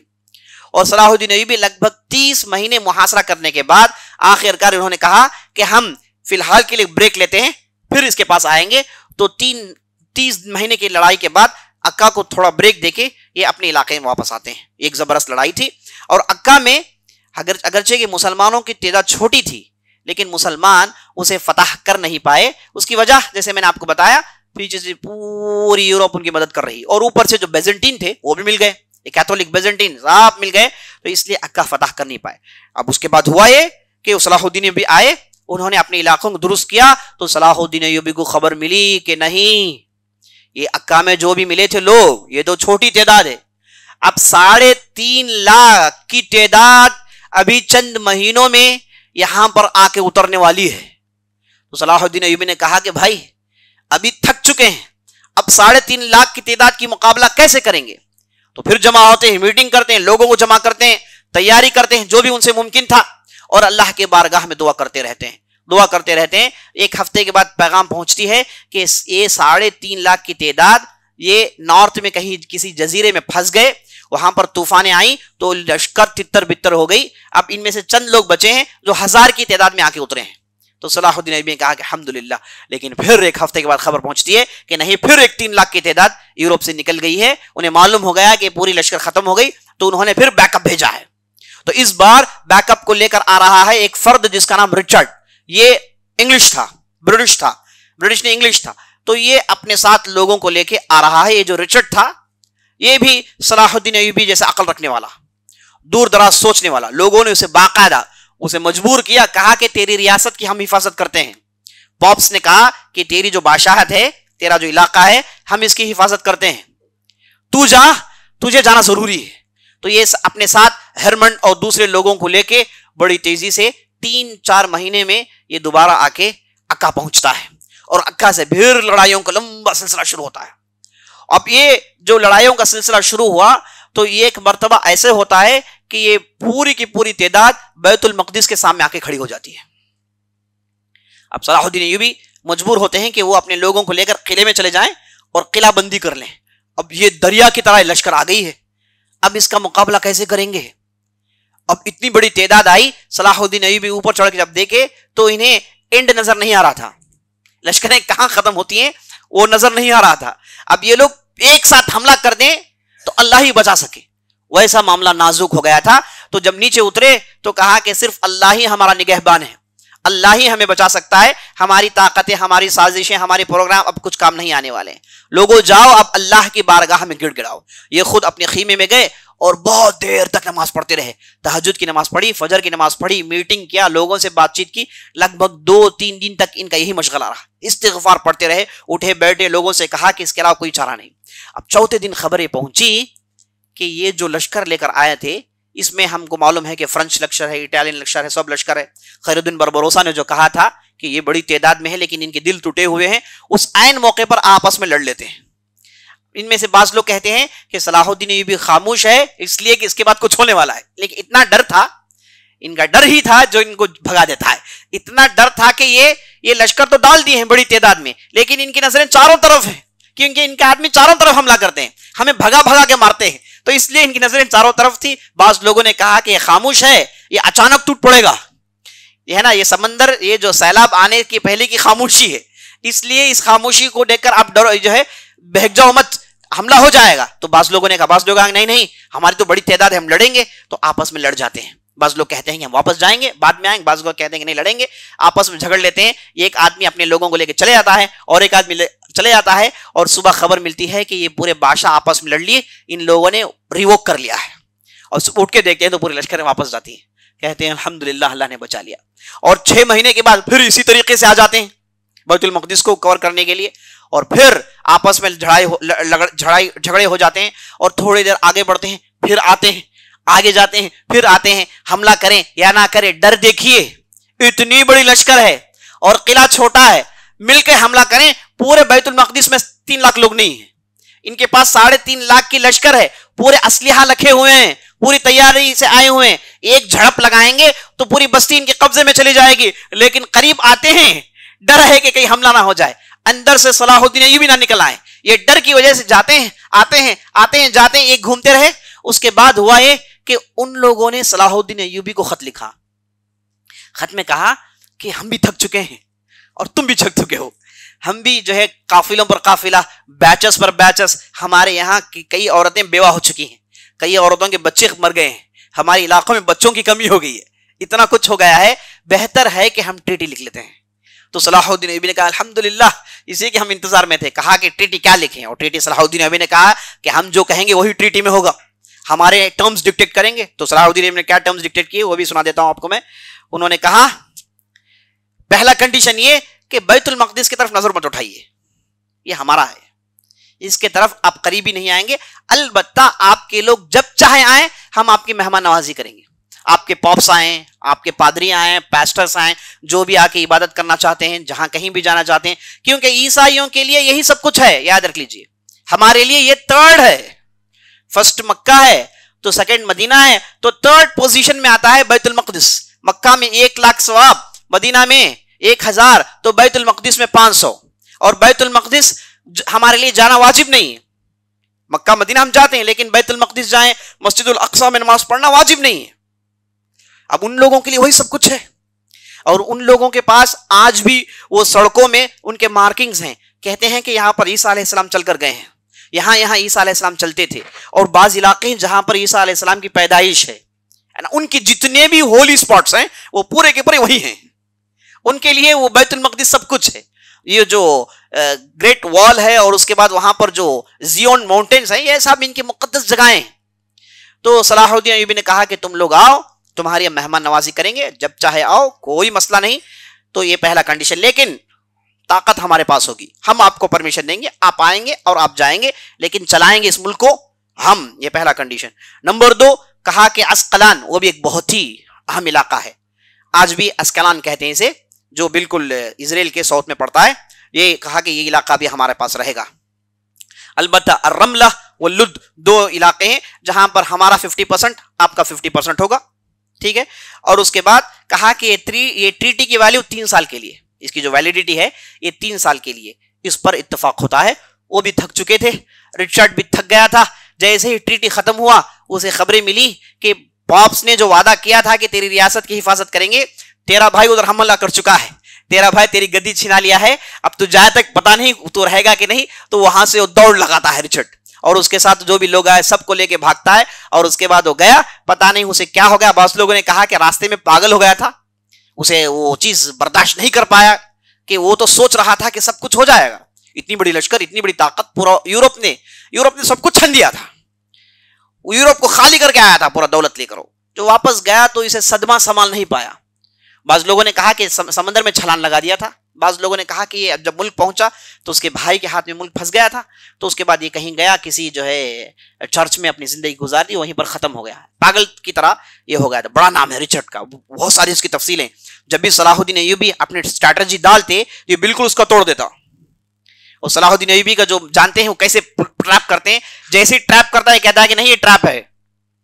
یہ صلاح الدین ایوبی ہمیں نہیں چلائے گا, ہم ہمارے مرضی سے چلیں گے. کیونکہ اس سے پہلے جو بھی بادشاہ ہے, صلاح الدین ایوبی نے انہیں چلایا, صلاح الدین ایوبی نے انہیں بٹھایا, صلاح الدین ایوبی نے انہیں بستیاں دی, ان سے بستیاں چھینی. یہ سب صلاح الدین ایوبی کرتا رہا. یہ رچرڈ آنے کے بعد یہ نہیں ہو پایا. تو صلاح الدین ایوبی کا ایک ٹکر کا آدمی تھا, تو واپس گیا تو وہ پگلا گیا. اور یہ ٹریٹی کے بعد پوروں کے اندر ہمت آئی, اور اس کے بعد صلاح الدین ایوبی نے کہا کہ جو بھی لشکر ہے, جو بھی لشکر ادھر بدھر ہو گئی عیسائیوں کی, وہ لشکر ہمارے یہاں رہیں, ہم انہیں کھلائیں گے پلائیں گے, وہ جانا چاہے تو جائیں یا رہنا چاہے تو رہیں. تو لشکروں کے ساتھ, سپاہیوں کے ساتھ بہترین سلوک کیا, لیکن سپاہیوں کے ساتھ قتل کے علاوہ کوئی دوسری بات چیت نہیں. البتہ جنرل پبلک کو معاف کی جا سکتی, لیکن سپاہیوں کو نہیں. لیکن صلاح الدین ایوبی نے سپاہیوں کو معاف کیا. اور یہ 3 سال کی ٹریٹی تھی, اور یہ اتنے تھکے ہوئے تھے عیسائی, یہ بھاگے پھر کبھی نہیں آئے. یہ پھر کبھی نہیں آئے, کبھی انہوں نے لشکر نہیں لایا. اور 3 سال تو دور کی بات, 1 سال میں ہی یہ پورے علاقے بڑے آسانی سے مسلمانوں کے ہاتھ میں رہے, اور مسلمانوں نے ان علاقوں کو اپنے پاس رکھا. یہ اس وقت بھاگے. یہ کب بھاگے؟ یہ 586 ہجری میں بھاگے تھے. اس کے بعد کبھی نہیں آئے. اس کے بعد آئے تو کب آئے؟ جب برٹش نے فلسطین کو اپنے قبضے میں لیا. وہاں پر بلفور نامی ایک ٹریٹی لکھی گئی. اس کے بعد باقاعدہ یہودیوں کو لا کر اس نے بسایا. روزانہ 5000 کی تعداد آتی تھی, اور اس وقت مسلمانوں ریولٹ کیا. ایک مرتبہ ایسی بھیانک لڑائی ہوئی کہ ایک ہی دن میں 5000 لاشیں گری. فلسطینیوں نے ریاکٹ کیا اور ان یہودیوں کو مار بھگایا, لیکن روکے نہیں. روزانہ بڑی تعداد میں آتے رہے یہاں تک کہ پولینڈ یہودیوں سے خالی ہو گیا, سوئٹزرلینڈ یہودیوں سے خالی ہو گیا, پورے علاقے اسرائیل میں اتارے. لیکن آج بھی اسرائیل کا مسئلہ یہ ہے کہ یہ آتے ہیں لیکن کوئی ٹکتا نہیں, جھڑپیں شروع ہو جاتی ہیں. یہ چاہے کیسے بھی یہ ڈوم بنا لیں, ہے نا, ایسے ڈوم بناتے ہیں کہ کوئی بم نہ گرے, لیکن اتنے بم پھینکتے ہیں کہ ڈوم تھک جاتا ہے. ہاں آئرن ڈوم, 100 بم پھینکتے ہیں تو 5 بم تو گرتے ہیں. اسرائیل سٹی تل ابیب میں پتہ نہیں کب کیا ہو جائے, وہاں تو سائرنس لگے ہوئے ہیں, اچانک بچتے ہیں تو پورے انڈر گراؤنڈ بھاگتے ہیں, آج بھی یہی معاملہ. تو یہاں پر کوئی یوروپینز نہیں بچ سکتے, آتے ہیں روزانہ 8,000 کی تعداد اور جاتے 10,000 کی تعداد. تو یہ جو ہے ان کی باقاعدہ سٹیزن شپ دی جاتی ہے, لیکن کوئی رکتا نہیں ہے. یہ سب جو ہے یہ فلسطینیوں کا امپیکٹ ہے ان لوگوں پر, یہ فلسطینیوں کا امپیکٹ ہے کہ انہیں ادھر سیٹل ہونے نہیں دیتے. تو بہرحال یہ ان کی تیسری لڑائی تھی. یہ اس انداز سے ٹریٹی ہوتی ہے. اس کے بعد صلاح الدین ایوبی بڑے امن و امان سے واپس اپنے علاقے جاتے ہیں, اور چند دنوں کے بعد یہ بیمار پڑتے ہیں. انہیں قسم کا بخار ہو گیا تھا. 589 میں ان کی وفات ہو جاتی ہے. 589 میں ان کی وفات ہو جاتی ہے. اور ان کے اولاد, ان میں سے ایک تھے جن کا نام الملک العادل, انہوں نے ان کے ہاتھ میں سلطنت دی. وہ ٹھیک سے سلطنت کرتے رہے. اس کے بعد ان کی اولاد آئی تو ان سے غلطیاں ہوئی, اللہ نے پھر ان سے سلطنت چھین لی.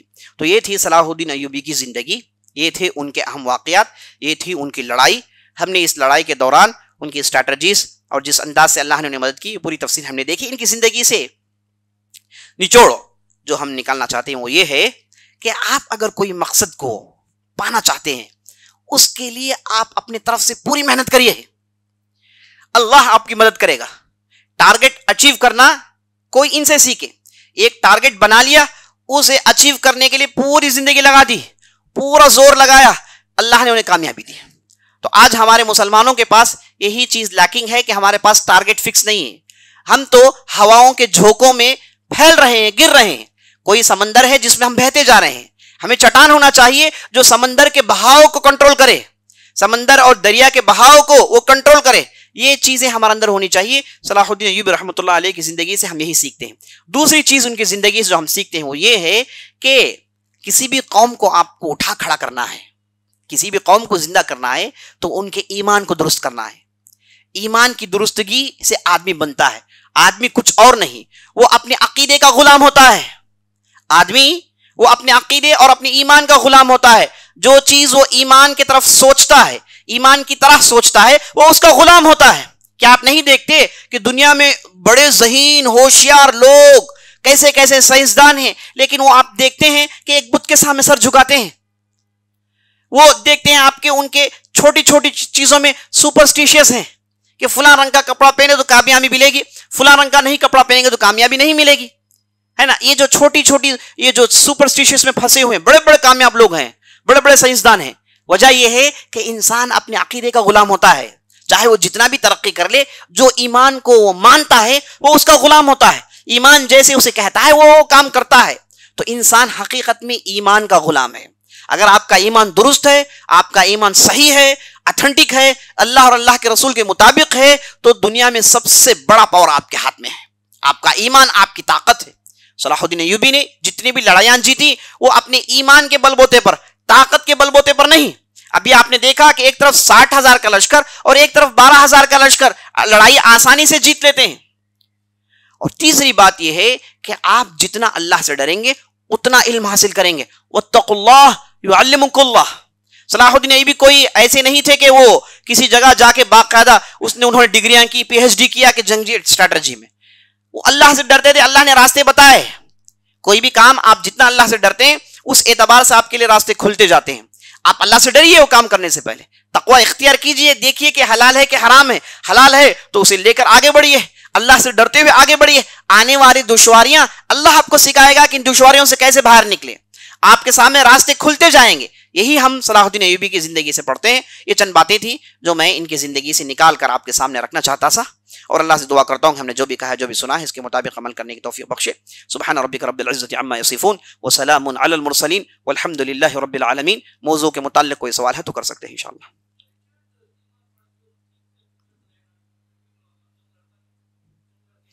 نہیں, جہاں تک میں دیکھا ہوں اس کے بعد وہ بالکل ہسٹری سے گم ہو جاتا ہے. ہو سکتا ہے اپنے بھائیوں کے اس طرف کچھ کیا ہو, لیکن اس کے بعد دوبارہ اس کی ضرورت نہیں ہوئی کہ مسلمانوں کے پاس آئیں.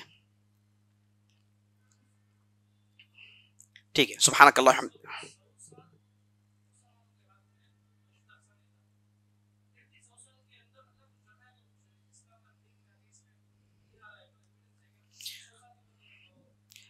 نہیں، سوال یہ کر رہے ہیں کہ یہ جو بیت المقدس ہے، مسجد الاقصی، اب جو یہودیوں کے ہاتھ میں پڑ کے پھنسا ہوا ہے، یہ لگ بھگ 70-75 سال سے ان کے ہاتھوں میں ہے، کیا یہ دوبارہ مسلمانوں کے ہاتھ میں آئے گا یا 100 سال کے پیریڈ میں دوبارہ ہمارے پاس آئے گا؟ اس کے کوئی امکانات ہیں؟ حدیثوں سے ہم کو معلوم ہوتا ہے کہ یہ علاقے واپس مسلمانوں کے پاس آئیں گے اور مسلمان یہاں پر باقاعدہ پوری جیت کے ساتھ داخل ہوں گے، اور عیسیٰ علیہ السلام آئیں گے تو بھی وہی اس علاقے میں آئیں گے، اور اس کے بعد مہدی آئیں گے تو بھی اسی علاقے میں ہوں گے، قسطنطنیہ دوبارہ فتح ہوگا۔ تو قیامت کے قریب کی نشانیوں میں جو احادیث ہم کو بتاتی ہیں ان سے معلوم ہوتا ہے کہ ان علاقوں میں دوبارہ مسلمانوں کا مکمل تسلط، مکمل ڈومینیشن ہوگا، لیکن یہ کب ہوگا یہ اللہ ہی بہتر جانتا ہے، یہ کس وقت ہوگا یہ اللہ ہی بہتر جانتا ہے۔ اللہ بہتر جانتا ہے، انشاءاللہ اللہ جیسی امید کرتے ہیں کہ واپس آ جائے وہ انشاءاللہ، اللہ عالم۔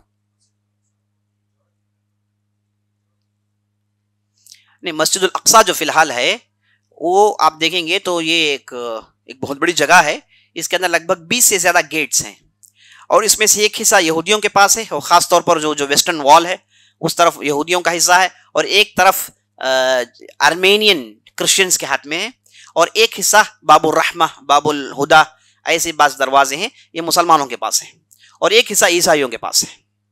تو ابھی بھی یہ، لیکن مسلمانوں کے پاس جو حصے ہیں وہ بالکل کم ہیں، اور مسلمانوں کا کنٹرول اس مسجد میں نہیں ہے، یہ اچانک ملٹری لاتے ہیں مسلمانوں کو کنٹرول کرتے ہیں، کیونکہ ملٹری ان کے پاس ہے اور طاقت ان کے پاس ہے، تو طاقت کے بل بوتے پر مسلمانوں کو روکتے رہتے ہیں، اور مسلمانوں کی حالت انہوں نے اتنی خراب کی ہوئی ہے کہ ان کے پاس پراپر ڈاکومنٹس نہیں، ان کے پاس ان کی تجارتیں ان کے ہاتھ میں نہیں، ان کے بزنس ان کے ہاتھ میں نہیں، یہودیوں نے ان کے علاقوں کو پکڑ لیا ہے، تو مسلمانوں کو تھوڑے وہ کمزور کر چکے ہیں۔ تو یہ فی الحال ایسے سیٹ اپ ہے، تو جو علاقہ مسلمانوں کے ماتحت ہے وہ وہاں پر جوڑان اپنی ملٹری اتارتا ہے، جوڑان اپنی پولیس اتارتا ہے، تو ایسے یہ بعض اتفاقات ان کے اندر ہیں، واللہ اعلم۔ سبحانک اللہم وبحمدک، اشہد ان لا الہ الا انت، استغفرک واتوب الیک۔